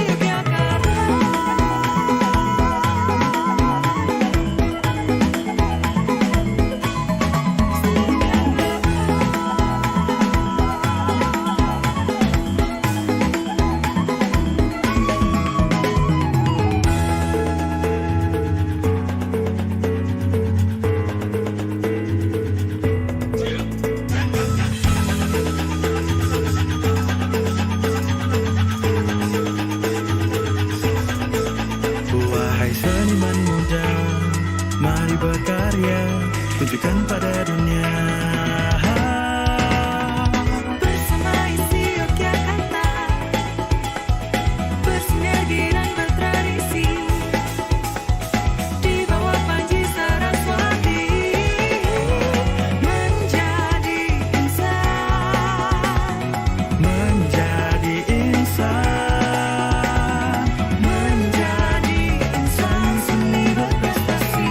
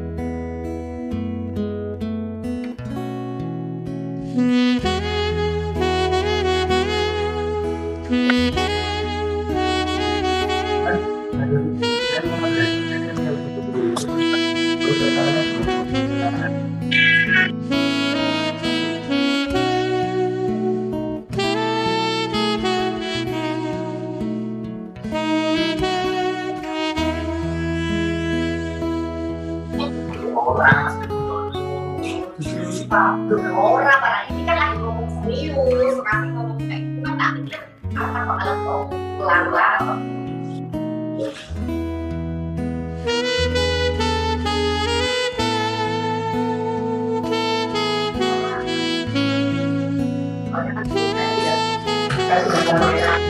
Saya sudah ganti kamu.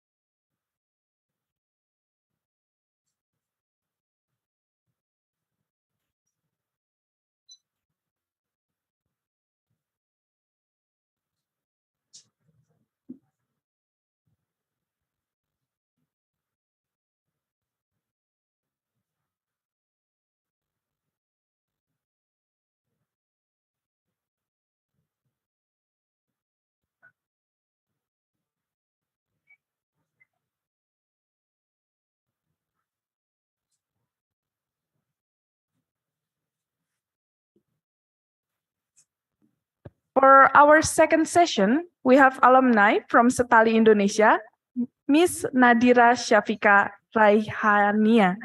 And then we have speaker from Hunan Institute of Science and Technology, China, Huang Yi. So I won't keep you guys waiting for too long. So let's continue the session. And Miss Wit, I'll give the time and place to you. Thank you, Cha. Hello, good afternoon, everyone. Still with me, the moderator for the first session, and still will be the moderator of this session. As Chacha has said, today, this session, we are going again to have two speakers. The first one is Nadira Syafika Raihania, and then the second one is Huang Ying. Speakers, you will have 30 minutes each to present your paper, and then after that we are going to have more or less also 30-minute question and answer session. Ladies and gentlemen, I will start the first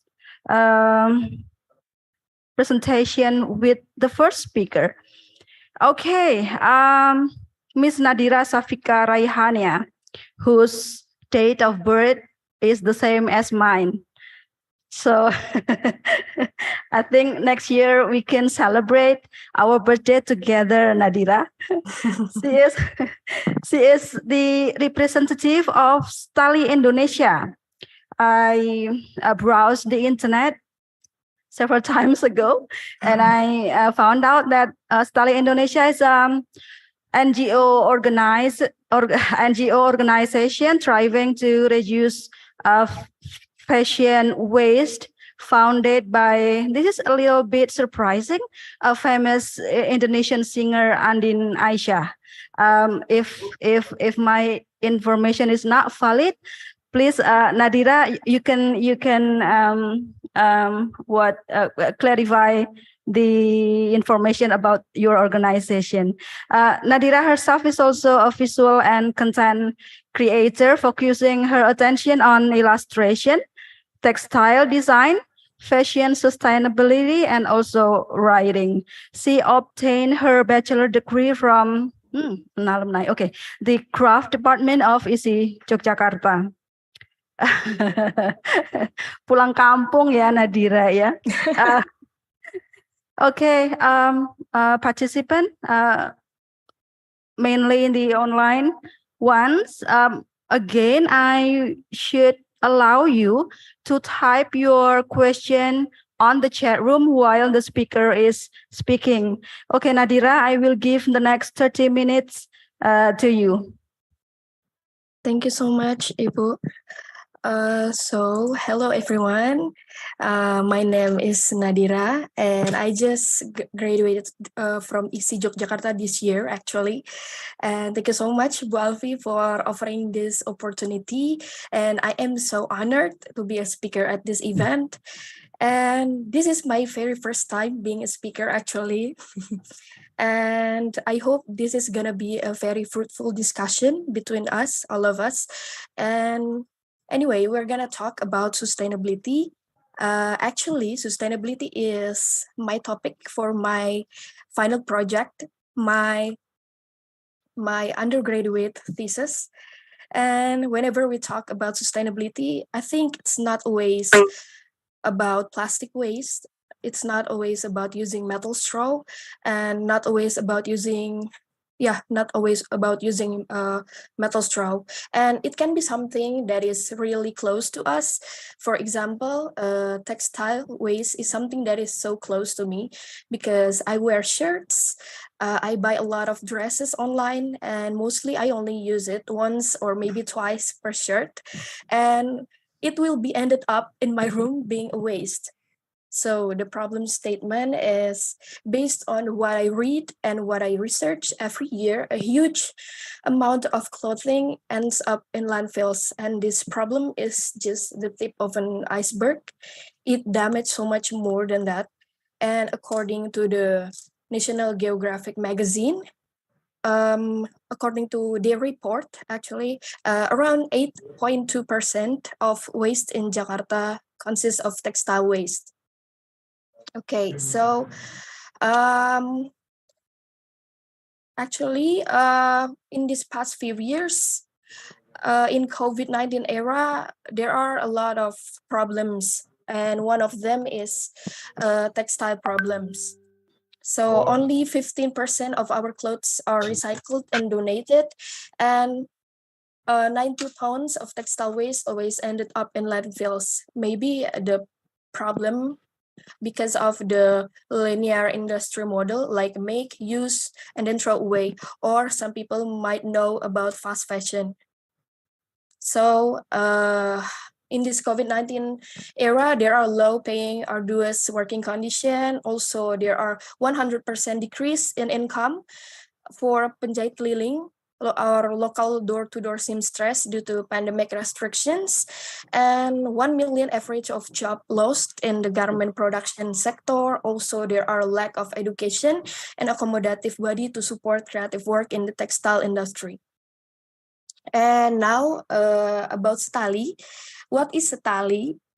We were born on 2018 as a non-profit organization focusing on addressing the fashion and textile waste problems. And starting from early 2021, we shifted our operation to a business form. Why? Because as simple as we want things to last, and whenever we want a sustainable solution, it needs a sustainable entity. Now we are a social enterprise focusing on extending the life of clothes. We give a new life to rejected, to old or unsold clothing items, or even textile waste by transforming them into a new inspiring creation. And everyone can contribute by supplying or by giving their pre-loved items, and every sales or project made will be directed to empowering the local artisans or tailor community.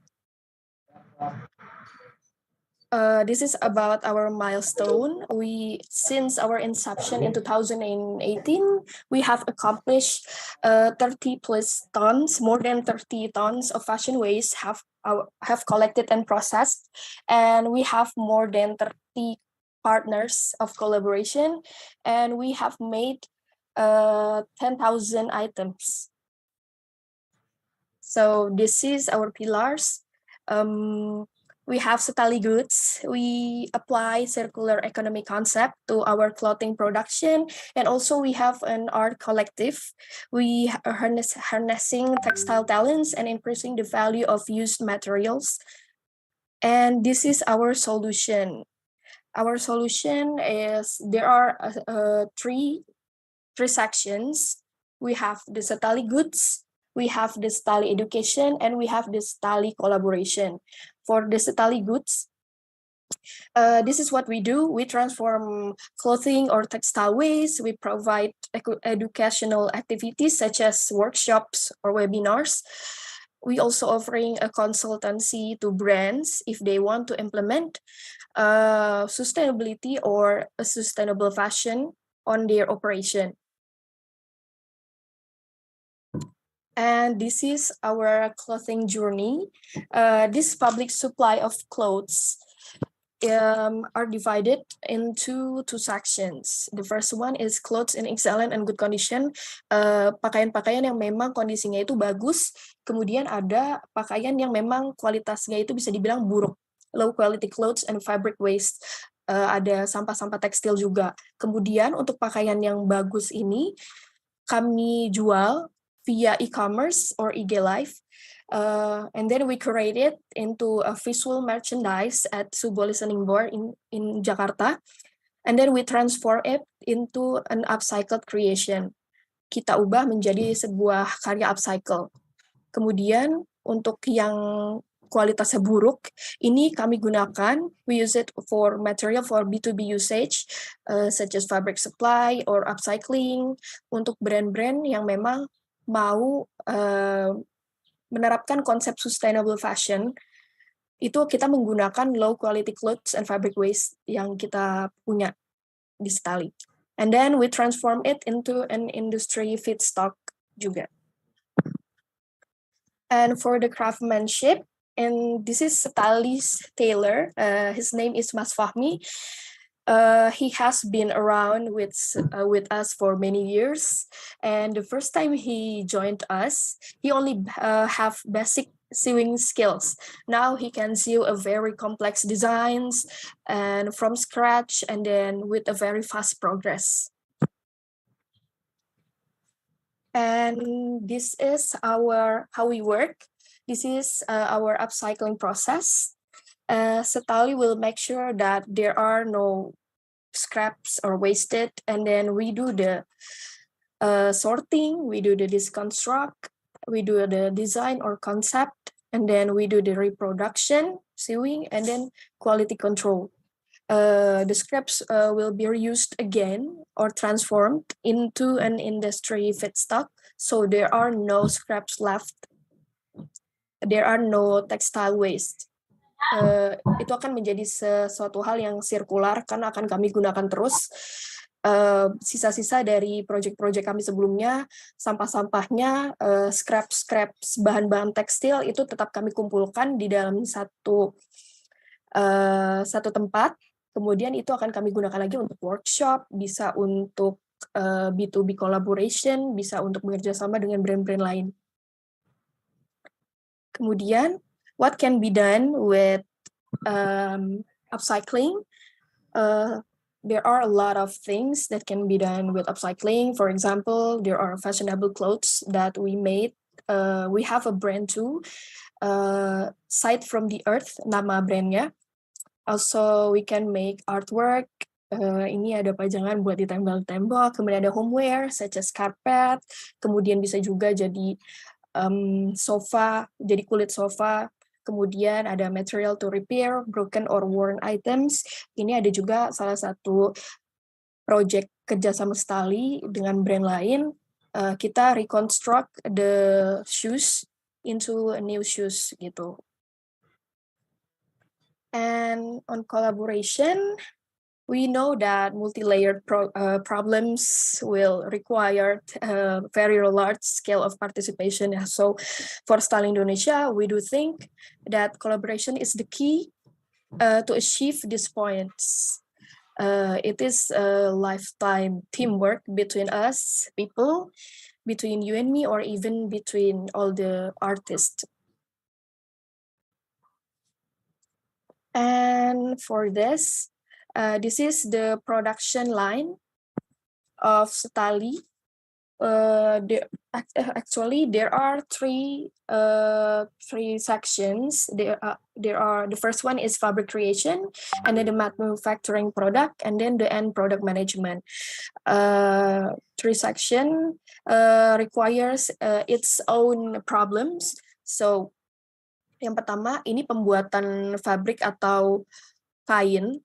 Itu komponennya itu produksi fabrik atau kain tekstil yang kemungkinan akan transform into garment, akan dikirim ke manufacturing product yang kemudian dibuat menjadi pakaian. Kemudian problemnya itu ada di masalah dyeing, ada masalah pewarnaan, kemudian excess water usage, penggunaan air yang cukup berlebihan, kemudian ada juga harmful chemical additives, itu ada bahan-bahan kimia tentu saja, kemudian solution yang bisa ditawarkan sebenarnya transparent supply chain, connecting brands with sustainable fabric producer, jadi mungkin supply chain yang lebih transparan, kemudian juga bisa berkoneksi pabrik tersebut dengan pabrik lain yang memang memproduksi kain sustainable, kain fabrik yang memang ramah lingkungan.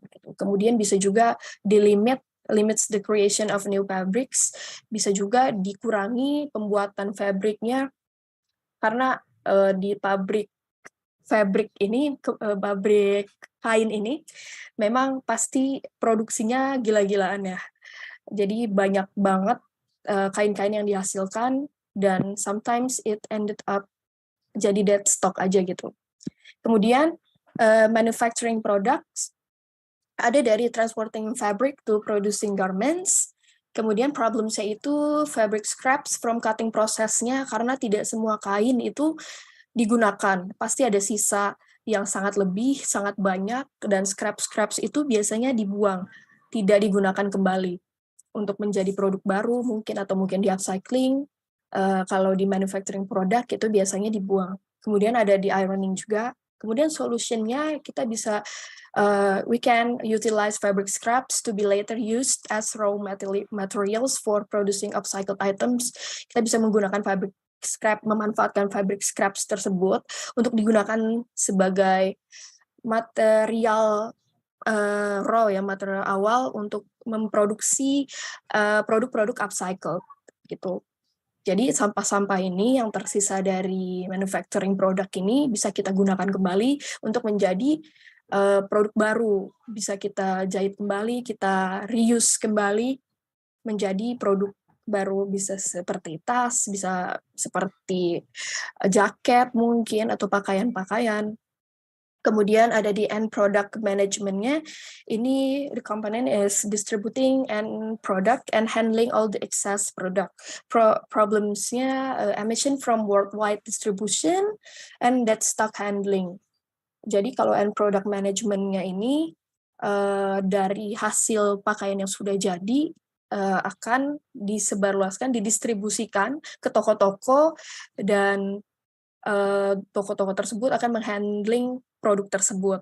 Nah, karena dikirim ke banyak sekali daerah, mungkin bahkan luar negeri dan sebagainya, there are emission from worldwide distributions juga, and also there are that stock handling. Seperti yang teman-teman tahu tentang fast fashion, mungkin setiap musimnya itu mereka memproduksi pakaian baru ya, jenis pakaian baru, contoh seperti summer, kemudian ada lagi edisi winter dan sebagainya. Itu akan ada karena nggak akan semuanya laku ya pakaiannya, so there are dead stock di gudang, dan itu yang akan menjadi sampah sebenarnya. Kemudian untuk solutionnya, we can access product, unsold and rejected inventory can be transformed into upcycled creation or can be downcycled into raw material. Selain bisa digunakan sebagai bahan upcycled, itu juga bisa digunakan jadi bahan untuk di downcycled. Di downcycled itu kayak gimana? Jadi bisa diturunkan nilai dari produk tersebut, dihancurkan, dicacah, kemudian dibuat menjadi sebuah benang yang memang benang recycling, benang baru gitu dari bahan-bahan tersebut.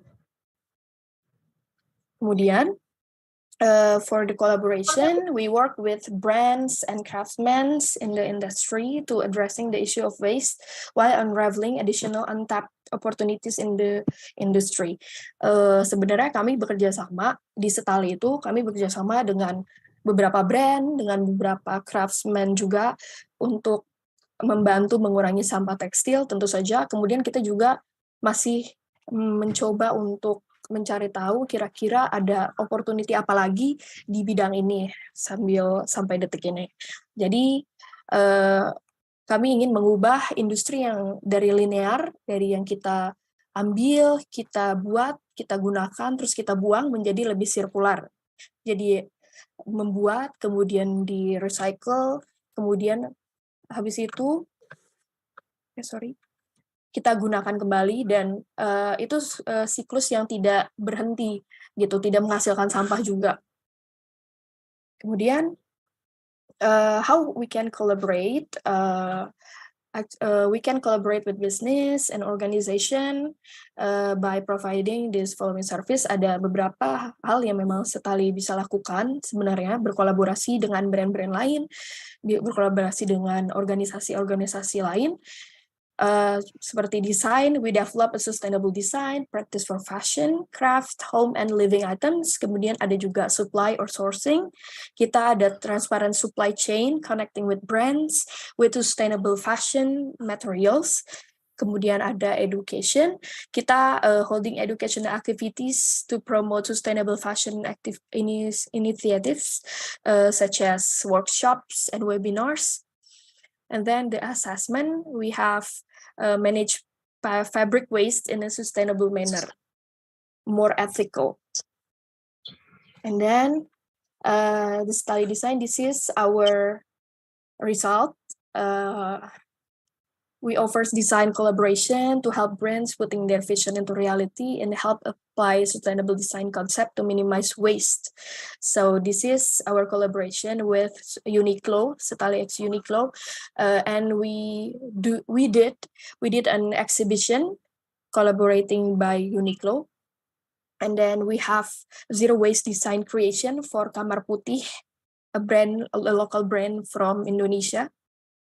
And then the second one is Setali Production. We work with trained neighborhood seamstress atau biasa dibilang penjahit keliling, penjahit rumahan, to help brand and companies produce carefully made upcycled creations. Jadi kita bisa bikin sampel, kita bisa buat barang-barang lain seperti tote bag, pakaian, producing labels, and other brand-related accessories. Salah satu contohnya ada di upcycled apron ini untuk kopi 2, made from batik fabric scraps. Jadi ini dari sampah batik. Kemudian ada tote bag juga, produced for export. Mungkin ada teman-teman yang tahu, itu ada local brand dari Bandung, ekspor. Itu saya tahu itu brand udah dari SD karena itu identik banget sama tas SD sebenarnya. Kemudian ini ada satu tote bag produced by using upcycling technique, and we use it from unused product. Kita gunakan ini dari sampah dead stocknya ekspor di Bandung, kemudian dikirim ke Jakarta, kemudian kita reconstruct, kita bikin desainnya. Waktu itu temanya retro, so we made a color block thing di tote bag ini. Jadi hasilnya seperti ini. Kemudian ada education juga, as a way to educate general audience about practicing sustainable fashion. We hold upcycling workshops for individuals or group. Jadi kita juga bisa mengadakan kelas workshop sebenarnya. Bisa buat individual maupun grup, dan biasanya belajar itu we learn to the basic of fabric upcycling and how to practice the technique at home with limited source. Jadi kalaupun ingin menerapkan sustainability, sebenarnya bisa juga dimulai dari rumah kita sendiri sebenarnya, menggunakan barang-barang yang memang udah ada aja, sampah tekstil yang ada di rumah, mungkin baju-baju atau dresses yang memang mungkin tidak terpakai gitu. Kemudian ini adalah hasil workshopnya, ada gambarnya. Ini upcycling apron workshop, terbuat dari jeans yang udah nggak kepakai lagi. Kemudian ada fabric scraps juga dari stok kami di Setali. Kemudian kita combine dan kita buat menjadi apron yang jauh lebih berguna. Nadira, you still have 5 minutes. Okay. Why collaborate with Setali? We can explore untapped opportunities. Kita bisa turn problems into additional income. Sebenarnya hal-hal seperti ini bisa kita gunakan untuk mendapatkan income, karena biasanya something related to income itu datang dari keresahan kita sendiri ya, dari problem-problem yang ada di sekitar kita sendiri, and then we can safeguard our earth through creative and collaborative means. Okay, I think this is the end of my presentation. I do really hope that after this, we people become more aware about what we do, and we can implement the sustainability itself through everything around us. And maybe if you are an artist, you can start to think about the materials, or if you have a store, maybe you can start to turn the problems into an income, or maybe you don't have to always use new things or stuff, and there might be untapped opportunities too, and we can start to spread awareness by introducing the sustainable values through creative and collaborative means. Yeah, so I think that's it, and thank you everyone. Okay, terima kasih Nadira. Okay, great presentation. and also inspirational. Okay, let's move to our second speaker. But first of all, let me check whether, I don't know whether it is a she or a he, whether our second speaker is already here at the Zoom. Are you here? Hello. Hi. Oh, hi. Yeah. Finally, I found out that I should address you with she. Okay. All right. Let me give you a brief information about Miss Huang Ying. She is a Master of Industrial Design, graduated from Nanjing Academy of Arts, and recently she is teaching at the Product Design Study Program of University of Science and Technology. She focuses her academic activities on product design specialty, design management, and other related areas. Okay, Ms. Ying, you have 30 minutes to present your paper. Okay.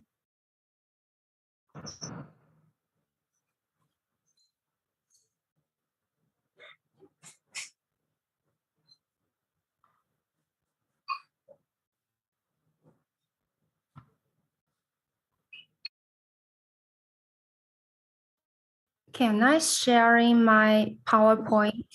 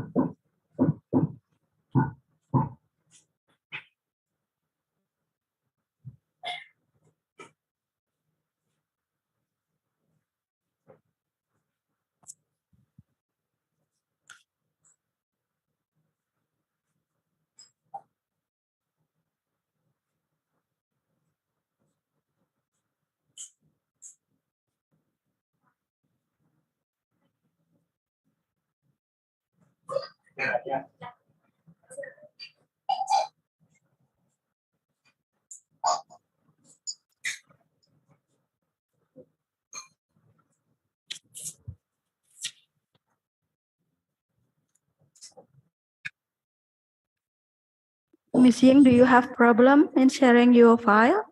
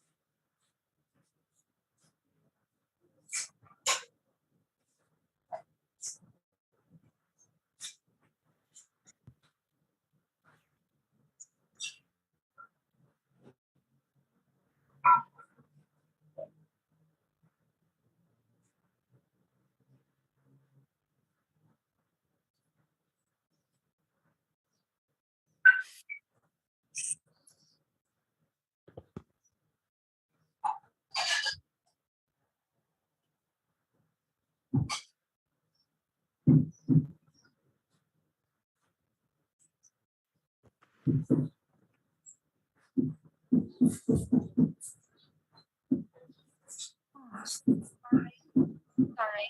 Hi, good afternoon. It's my honor to share with you as one of the participants of the International Crafts Day. So, my name is Huang Ying. You can also call me Sarah. I'm from China. I have been working for 4 years. Today, I will talk about the voice of the objects from the perspective of product design.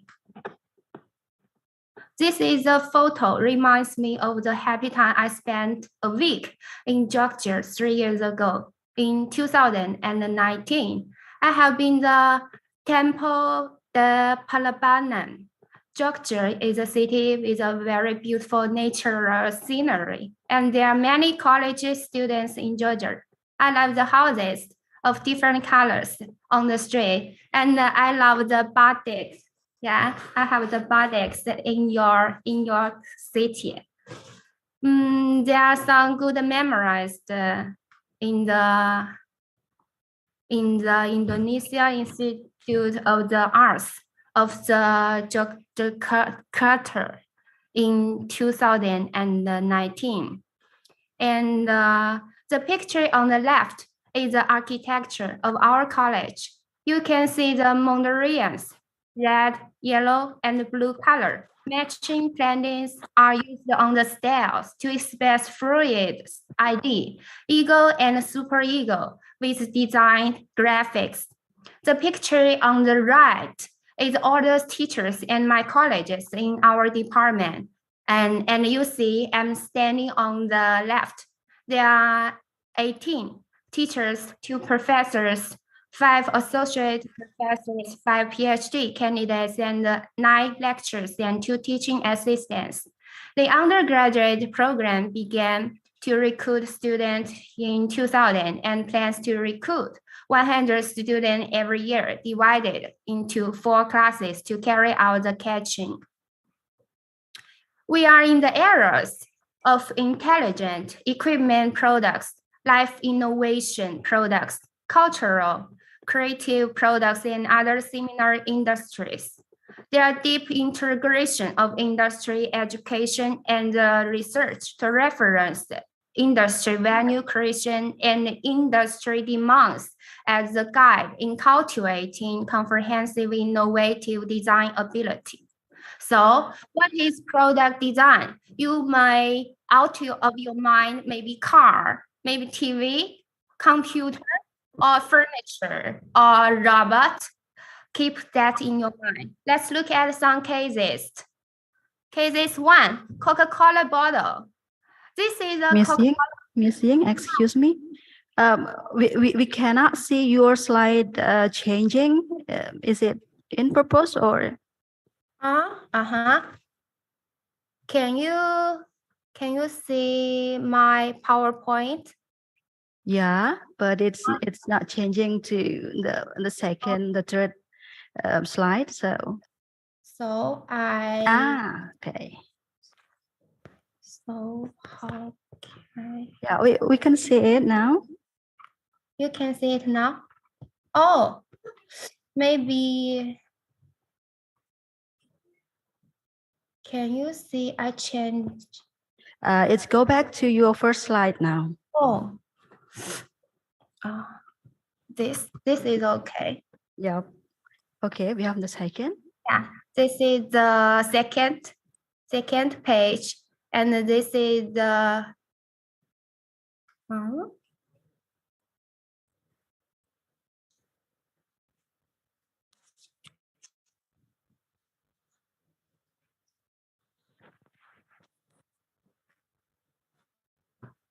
It doesn't work when I full screen.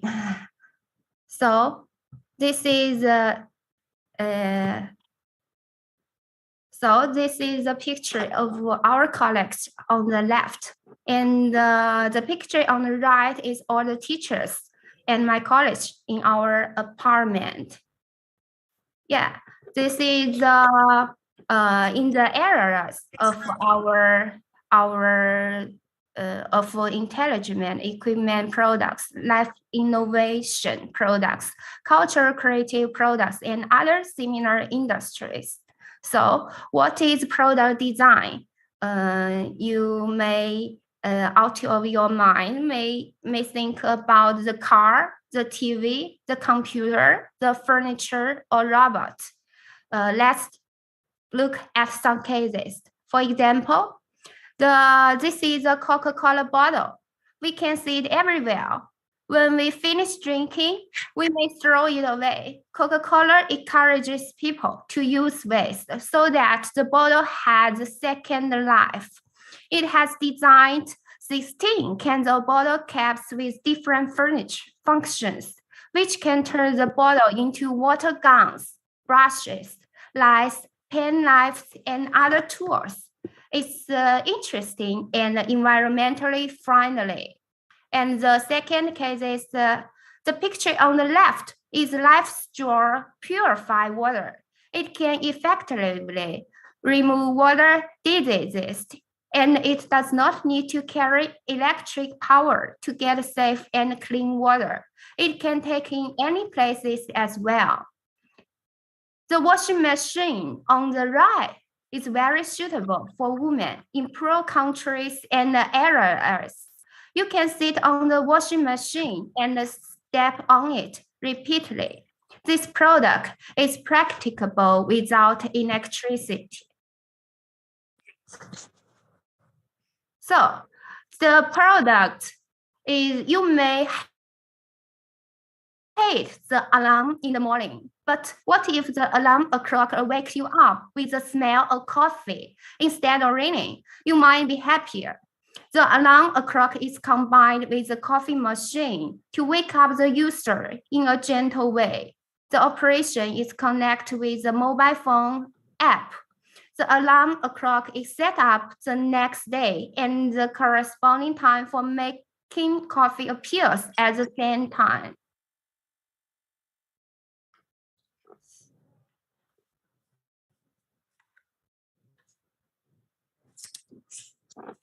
So the fourth case is a product 8-degree battery. It is differences at the bottom of the battery. You may have the problem when run out of the battery, but it's difficult to move them. Like the battery in my hand. It's hard to get out of the battery. When the improved design of 8-degree battery makes it easier for user to remove the battery, because when you press one end of the battery, the other port will lift up. And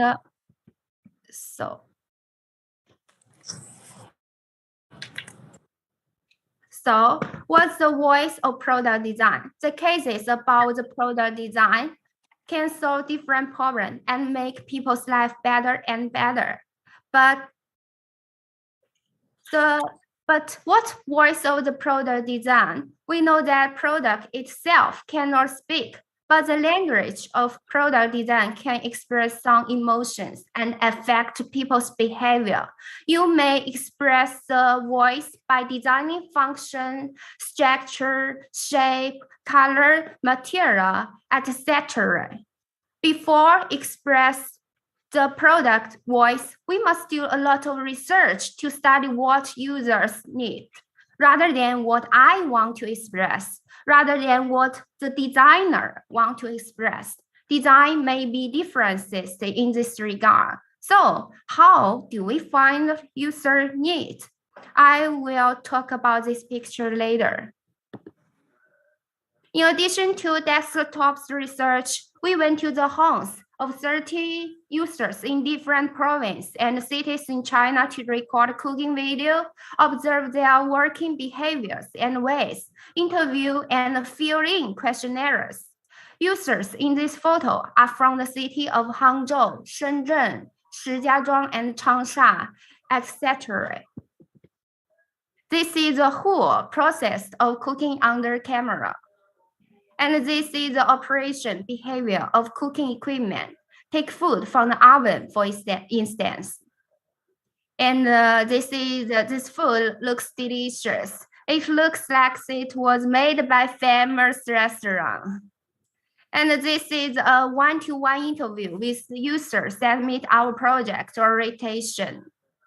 I'm interviewing a user and guiding her to fill in the information. We turn a classroom into kitchen laboratory and cooked different food for research. And our kitchen is a bit messy, but it's very interesting. Students enjoy the process of researching products and cooking. We studied the cooking behavior of the post-90s generation and found opportunities for product innovation.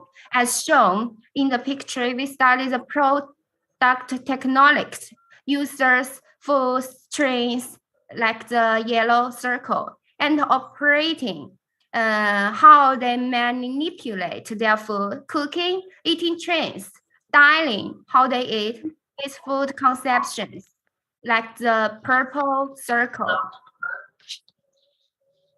Based on the economic situation, consumption, values, education, and culture, life attitudes, interests, and entertainment, that is the inner circle. We investigated the ingredient and diet structure, dishes and cooking methods, taste, cooking equipment, kitchen environment.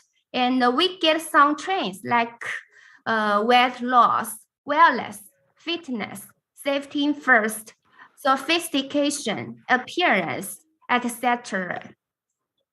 And the graph on the right looks like an umbrella. This is distribution of innovation opportunities.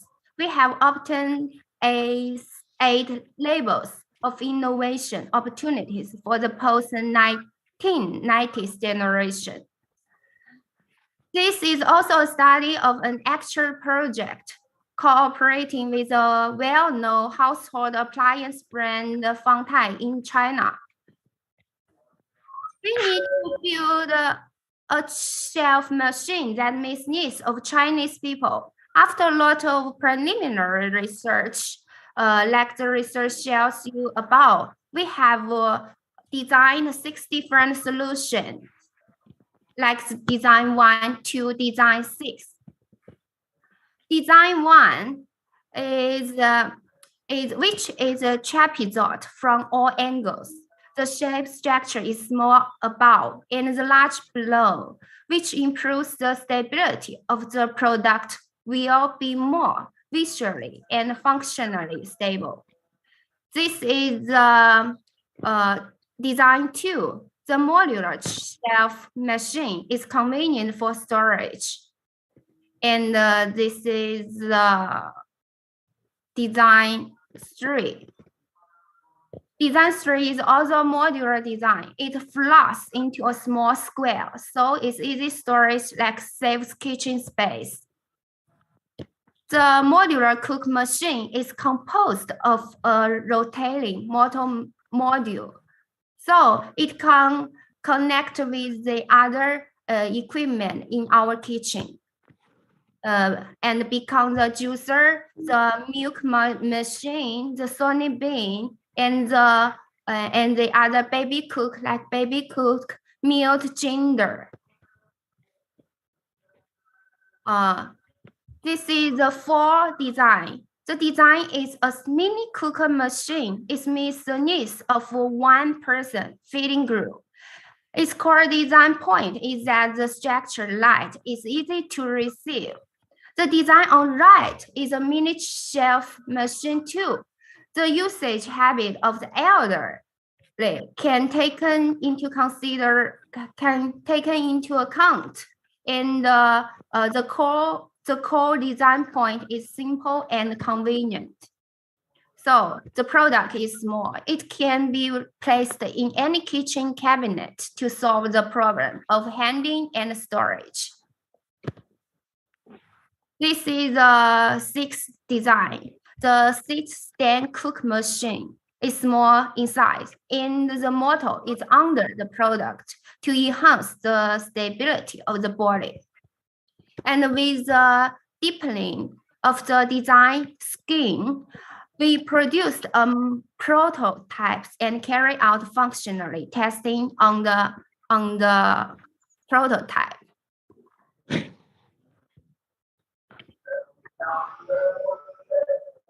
Finally, I'd like to talk a little about our product design competition. This is a picture of my student went to the enterprise for half a month last year. And we won prize in the competition. In the middle is Liu Guanzhong, the most famous academic leader of industry design in China, who was named as one of the world design celebrities by the World Federation and of Industry Design Associations. And this is the mood. We designed a car. Army types era transport equipment like what in my hand, this car, yeah. Our design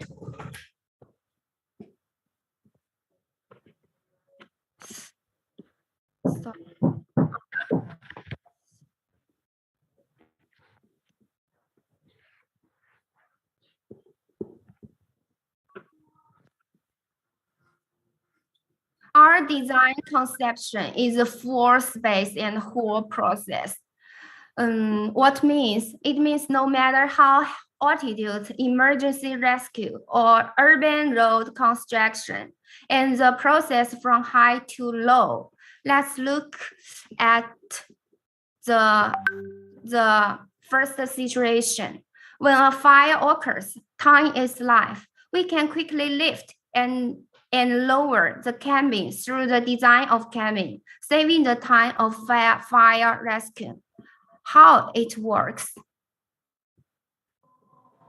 This is a dynamic video theme from the in the second scenery. The product can be replaced and used in the construction of the urban roads, such as planting trees, street lamps, and so on. And this is the third aspect we consider, is a labor-intensive process of transporting construction waste and recyclable materials from top to bottom in houses construction. The state advocates low-cable environmental protection from the high to the bottom of the transport of recyclable materials to achieve materials recycling, simplify and manual disassembly process to achieve effect work. I think my presentation is finished. Thank you for listening. I'm sorry it has some trouble in my presentation. Thank you, terima kasih. Thank you. Oke, terima kasih Miss Huang Ying ya. Ternyata it should be pronounced as Huang Ying without the Y sound. Okay, ladies and gentlemen, let's go to the question and answer session. Maybe we can do it this way. If you have questions for Miss Ying, I think you may deliver it in the Bahasa Indonesia, and then I will translate them for you. Okay. I invite.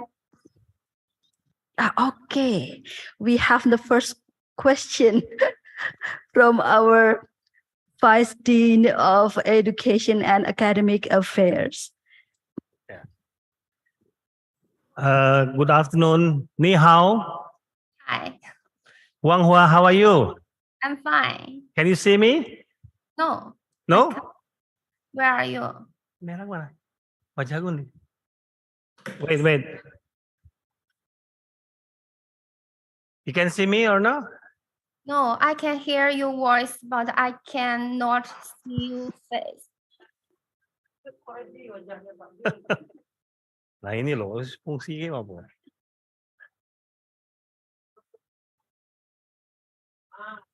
Wow. Ah, good to see you here. You are a little fat. Pardon? Fat? Sorry. Wang Hua, thank you for your presentation, right? Sorry I'm late come to this room. Okay, but we happy you here. You join with us. Yeah, you join with my event, yeah? Thank you so much. Okay. It's my pleasure. My Yeah. pleasure. Okay. I miss you. I miss you too. I miss you all of your students. Okay. Yeah. Yeah. Maybe I'm not asking something for you, but thank you so much for joining with us. Yeah. Maybe another friend will ask you about your presentation. Thank you so much. Thank you. Next year we meet, yeah, in your campus, yeah. Yeah. Okay. Bye. Bye. Okay, let's find out whether Miss Ing new fans will ask questions. Audience, do you have any question? Okay, okay.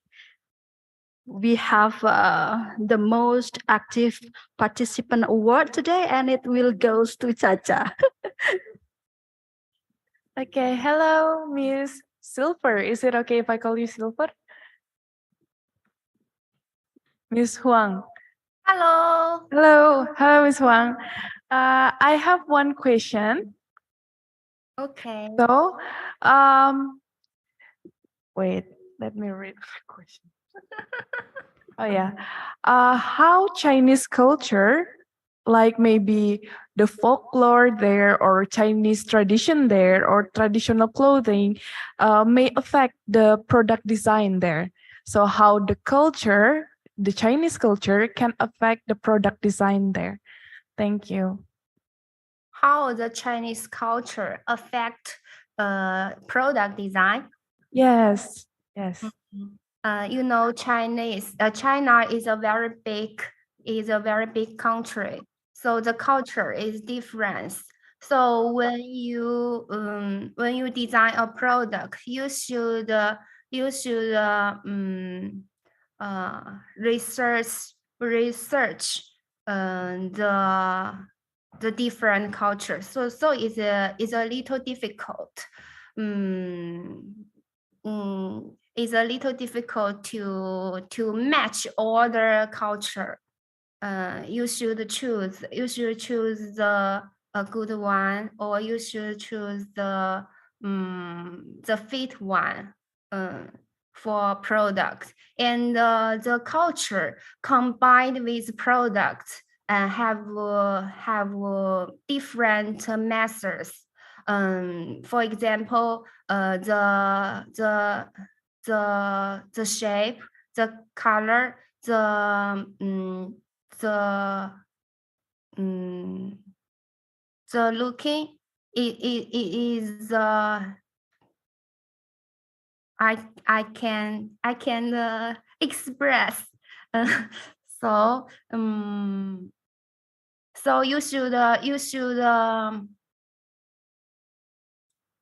different level, you know, different level, inner level and the surface level. So you should learn the culture more and more. Then it can combine with the product, because the product is for modern life, but the culture is some culture is not suitable for a modern product. So if you're interested in it, I'm inviting you to my college, to my university. You and I and together to research this project. Okay. Thank you, Miss Wang Yi. Okay, Cha, is it enough? Okay. More question. Okay, Ibu Alfi, please.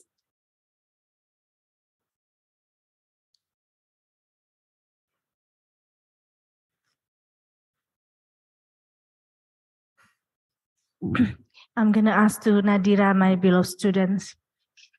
Hi, Nadira. Hi, Ibu. Okay, so you're dealing with young people, yeah? In your organization or let's say organization.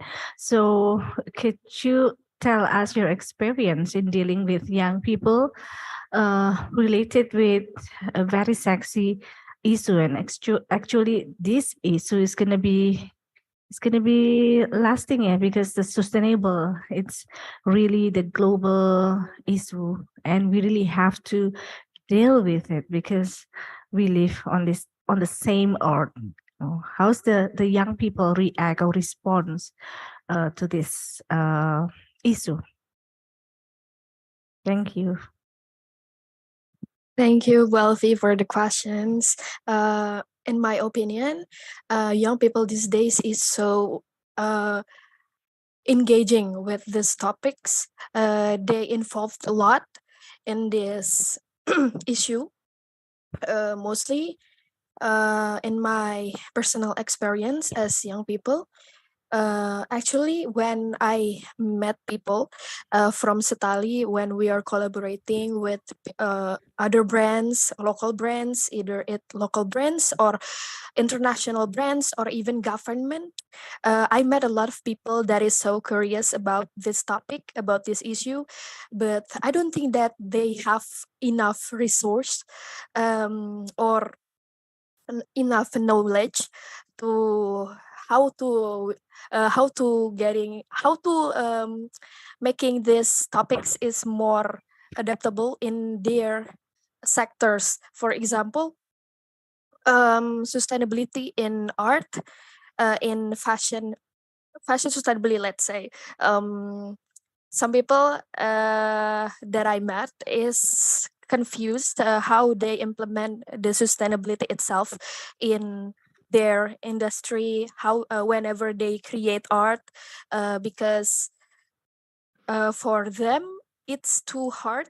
I think it's too hard for them to implement it fully sustainable. So in my opinion, I think this is a very sexy issue and this will last, just like what you said. And something about environment or global issue, climate change, is a never-ending topic sih. I think we should be more, kita harus coba angkat terus aja isunya menurut saya, dan mungkin bisa disebar juga di mata kuliah mungkin, atau mungkin ada mata kuliah sustainability craft sustainability or sustainability art. We already have like a new class. Okay. Yeah, Okay. Kriya berkelanjutan and sustainability Okay. craft. Yeah. Okay. It's so sexy. Yeah, I think it's a never-ending issue. It's gonna be big for like maybe 3 years from now or 5 years from now, because the Earth is also changing. Also, we can see it, like a lot of things happened lately, something related to the environment and that kind of thing. Yeah, I think. Yeah, but based on your experience, when you make socialization or like give information to this young generation, young people, how do they react with this? Do they like think, very positive or just like Okay. ignorance or? Okay, I think people awareness has grown. People awareness has grown, and I think public opinion is now very important through the issue, and I think young people are more aware now. They are they are liking this topic actually. They really want to get to know better, but we don't have so much source. Like we don't know where to ask about this, so we go to the sorry, what can I say, some kind of activist on Twitter or Instagram. We can see they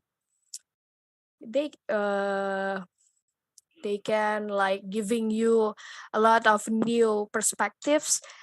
So I think itu sih Bu, I think the awareness has grown and it will be grown so much better in the next years, next few years, I guess. And that's your job. Okay, so can I go to Miss Huang? Thank you so much, Nadira. Thank you, so terima much, Ibu. kasih ya. Yeah, can I go, Ibu Moderator, to Miss Huang directly? So, ni hao. Hello. Okay. My previous question is related to the sustainable product, sustainable fashion. Or since you are talking about product design, could you tell us the situation in China? Maybe it's not like a whole China, entire China, but especially in your area related to the environmental issue or the sustainable issue within the product design area. Could you tell us? What's the issue of Or the sustainable things, the sustainable issue. You know, sustainable. Could you do you understand? Maybe Ibu Moderator, can you explain? Okay, what if I change the word into sustainability? Environmental. Yes, it's largely connected to that issue. The issue about sustainability, about the product. Yes. How because you are a product designer, how you manage yourself in handling the sustainability issue? By when we design the product, by using the material more environment and the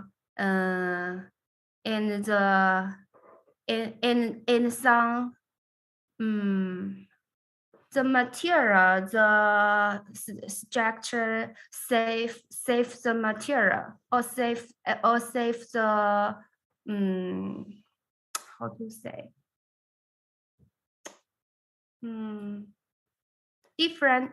different way to design it in the or the process of the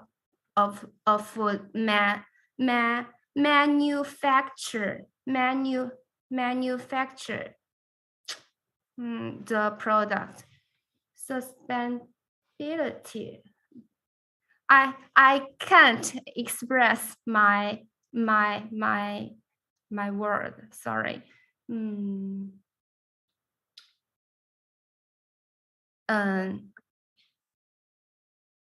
Maybe I can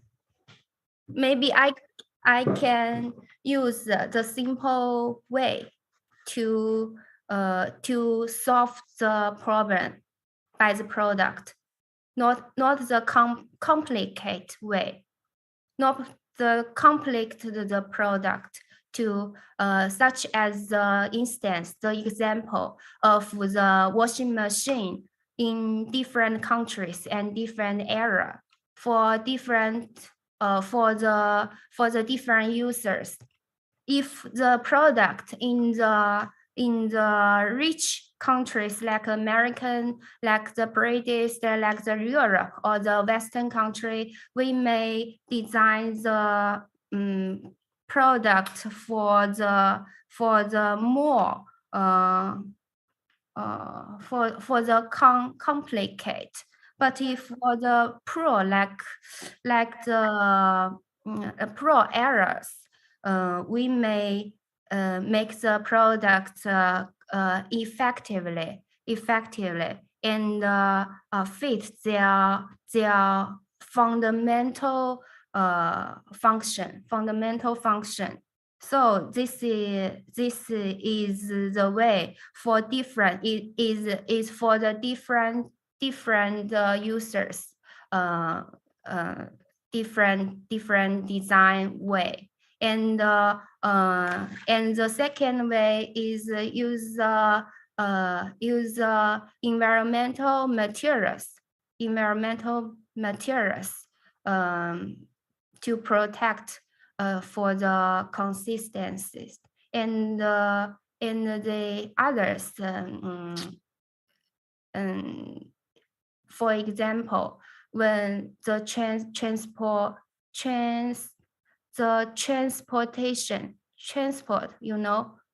be,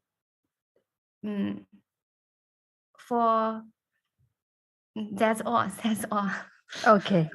Thank you, Ms. Huang. Thank you for your answer. Okay, Nadira, can we go to the chat room? There is a question for you. Hello, my name is Kansa. I want to ask to Nadira, how Stali Indonesia make a new design with pre-loved clothes? I mean, they have to look for the pre-loved clothes first or make the design first? Thank you. Thank you for your question, Kansa. In Style Indonesia, we usually see the pre-loved clothes first. For example, whenever we have a B2B, brand-to-brand collaboration, they have to send their pre-loved item first to us, and then before they send to us, of course, we have brainstormed together about the theme, about the concept, about our collaboration, and then we make a pattern, a sketch about for the dresses or clothes that we are going to upcycle. And then after that, we are giving the sketch and then the concept. We have to explain it to Mas Fahmi, our tailor. And then after that, he sew it. Mostly in Style Indonesia, sometimes whenever we have an upcycling project, if it's not a brand, we usually just brainstorm it and we just collect the pre-loved items and then we just match it together. Just like there is no pure concept about upcycling. It's just something that looks good, visually pleasing to us, and then we made it and we make it. I think that's the answer, Kansa. Okay, thank you, Nadira. I myself have a question for you. Okay. Does your organization open an opportunity to collaborate with universities? With universities, yes. We have collaborate with Universitas Indonesia, BINUS International, but it's only for educational purposes, for like workshops or webinars, but we are open for collaborations. Every collaboration, something related to sustainable fashion, we can talk about it. No, Bu Alfi will talk to you about it because she has the craft sustainability class. Okay. All right. I think I have another question for Ms. Huang Ying. You stated that a product should evoke emotion to the users. I want to ask you whether those emotions should it be the positive ones, or it is allowed to evoke the negative emotion. Pardon? Sorry. Okay, you said that a product should make the user feel something, right? Yes, a certain emotion. Okay. My question is, this emotion, should it be in the positive one, or is it allowed to produce products that that will create a negative emotion to your users? I think it depends on which kind of product we design. For example, if we design a product in the hospital, we should express the product emotion is maybe is calm, and cool, like the color blue. The color more makes the people feel calm. Like our product is a cool product, and the circle or the shape is more like strange. The circle is strange. It's not wave. It's not wave in the maybe in the hospital, but in some in the other situation, for example, we design the product for the baby or for the mother. The products emotion express the positives, or the warm, like the color, and the shape is more wave. It's wave, not strange. It's more real. I think it's depends on what kind of products you design in different situation or in the different users. Is express different emotion. That's all. Thank you. Okay, thank you. Now I will give opportunity for the audience in this room to ask question. Okay, I have a girl there who want to ask question. Cha, can you? Okay. Oh, where's the microphone?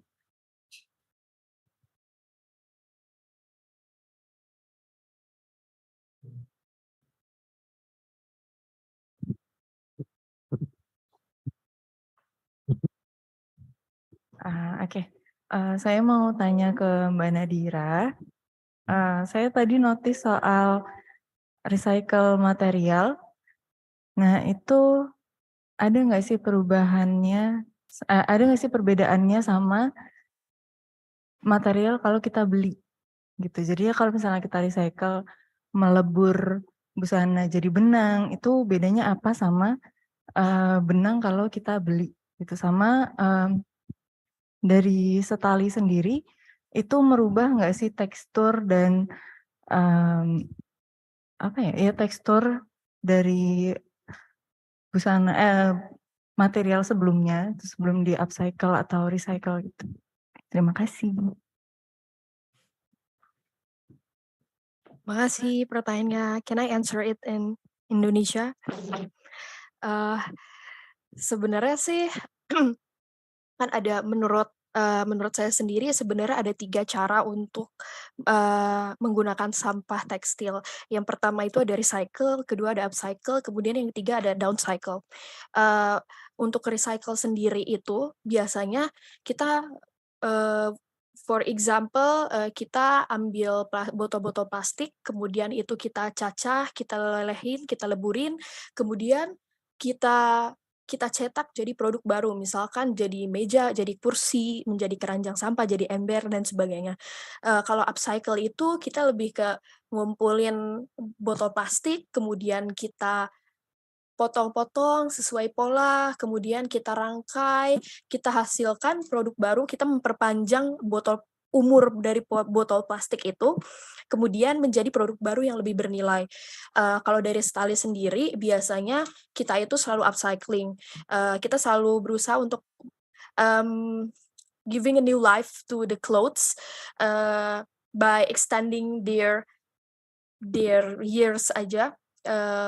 Untuk tekstur dari bahan baju, biasanya kita menggunakan tekstur yang udah ada aja dari bahan-bahan bukan sampah tekstil, tapi kayak limbah tekstil yang udah ada yang kita kumpulkan. Itu biasanya setelah kita bagi-bagi, kita kan akan melihat setelah kita QC, kita lihat mana yang kira-kira deserve untuk kami upcycle, mana yang kira-kira harus kami downcycling. Untuk downcycling sendiri itu biasanya kan salah satu perusahaan yang udah melakukan downcycling itu ada startup di Surabaya, asal Surabaya, itu namanya Pebble. Itu dia udah downcycling materials, bahan-bahan limbah tekstil, itu biasanya kami bekerja sama juga sama Pebble, bahan-bahan yang sampah tekstil udah kekumpul di Stal Indonesia, yang udah nggak bisa kami olah kembali, karena resource-nya juga kami tidak begitu banyak, kita biasanya bekerja sama dengan Pebble. Kita akan kirim sampah-sampah tersebut untuk dibuat kembali menjadi benang daur ulang, gitu. Kalau dari Setali sih, I think itu sih. Dan untuk pembuatannya biasanya bahan teksturnya itu biasanya pasti kita pilihin mana yang kira-kira cocok untuk dijadiin satu pakaian baru gitu. Misalkan ada 3 baju dengan tekstur yang berbeda-beda, pasti kita akan pilih mana yang kira-kira bisa digabungin menjadi lebih nyaman. Sisi ergonomisnya juga ada gitu setidaknya. I hope that's answer your questions. Okay, is it answering already? Okay, yeah. I think I still have 3 minutes left, so it's for the final question. No? Then I will take the opportunity. Okay, Nadira, do you want to add something? I just realized something from a question from Bu Alfi. Okay. I think I can answer it a little bit more details. I just realized that since I was in college, since I was still part of ISI Yogyakarta, a lot of my friends, a lot of my surroundings have been implement the concept of sustainability. Like we go to the alun-alun Yogyakarta, and then we buy like a lot of second stuff or pre-loved stuff there, and then we reuse it. We made it into something new. We that thrifting culture, I think itu kayaknya jadi sebuah awal deh Bu dari anak-anak muda sekarang yang lebih aware sama lingkungan. Saya rasa itu bisa jadi sebuah trigger yang bagus untuk kedepannya. Kayaknya itu Bu. Okay, thank you Nadira from the inside. Yeah. Still, I still have one question for you. Okay. It seems that zero waste is the philosophy for your organization, right? Yeah. Yeah. Okay. If we know a very famous advertisement tagline, "How low can you go?" My question for you is, how zero can you go? Do you really have nil waste or what? In Setali, we are still trying, even until today, to do the zero waste movement. But I think for us, it's not always about the numbers like zero or how many % that you have implemented the sustainability concept to our business. For us, as long as we can implement it, no matter how far you can go, no matter how small you can implement the concept of sustainability itself, I think it's already good for the environment. At least be aware, we are more aware of our surroundings, we are being more mindful about our environment. I think it's already a good start. And in Stali, we are not fully sustainable, like we have like zero waste in our products, in our business, but we are still trying even until today to go to that movement. Okay, thank you, Nadira. You are very wise in your young age. Okay, ladies and gentlemen, I think it is the end of our session, of the final session. I should end soon for 2 reasons. It is torturing for me to sit here for 2 reasons. The first one is I am freezing right now because of the air conditioner. And then the second one, because the 2 speakers are all very young. And then it makes me feel that I'm the oldest in this universe. So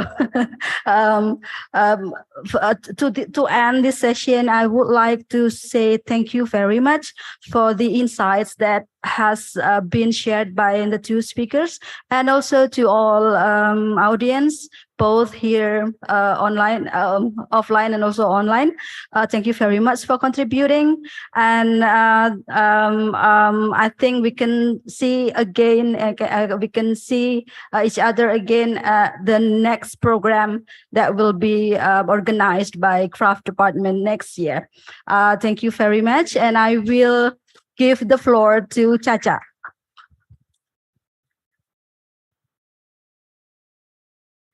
Okay, that is all of our speaker for the second setting session in day 2. Thank you so much once again to Kak Nadira, and also thank you so much for Miss Huang. For the speaker, Kak Nadira and Miss Huang, please stay in the Zoom and still open the camera because soon we're going to take picture. So please don't leave the Zoom yet. Okay, we finally have come to the end of International Craft Day and International Fashion Day this year. We're grateful for everyone that already took part in this event and who already made it happen. We also would like to say thank you to all of the speakers that has been giving lecture. Now, everyone that in here can go to the front because we're going to take picture together. All the participants, the lecturer, and the committee.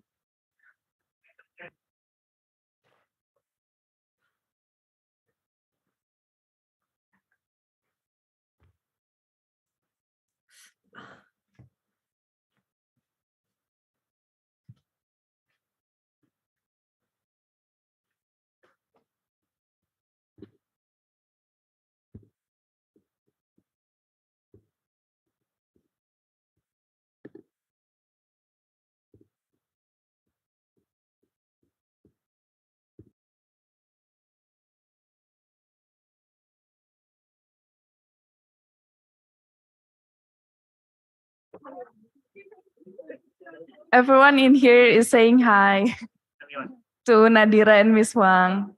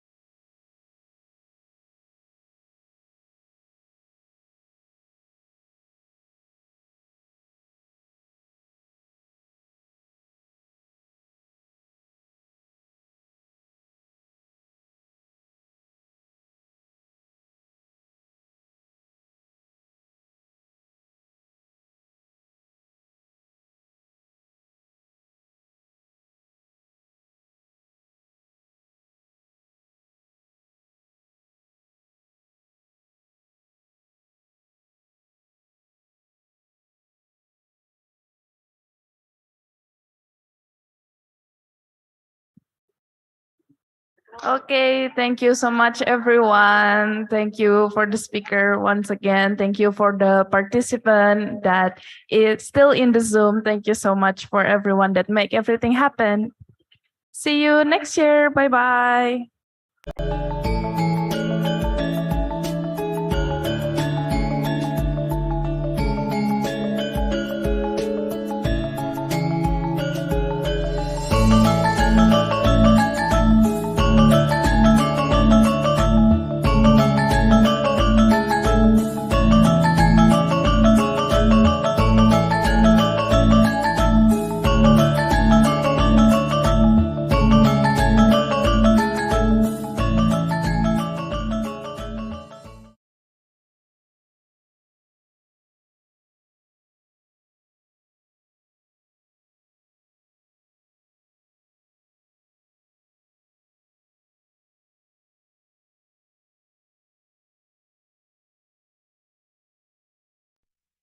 Recording stopped.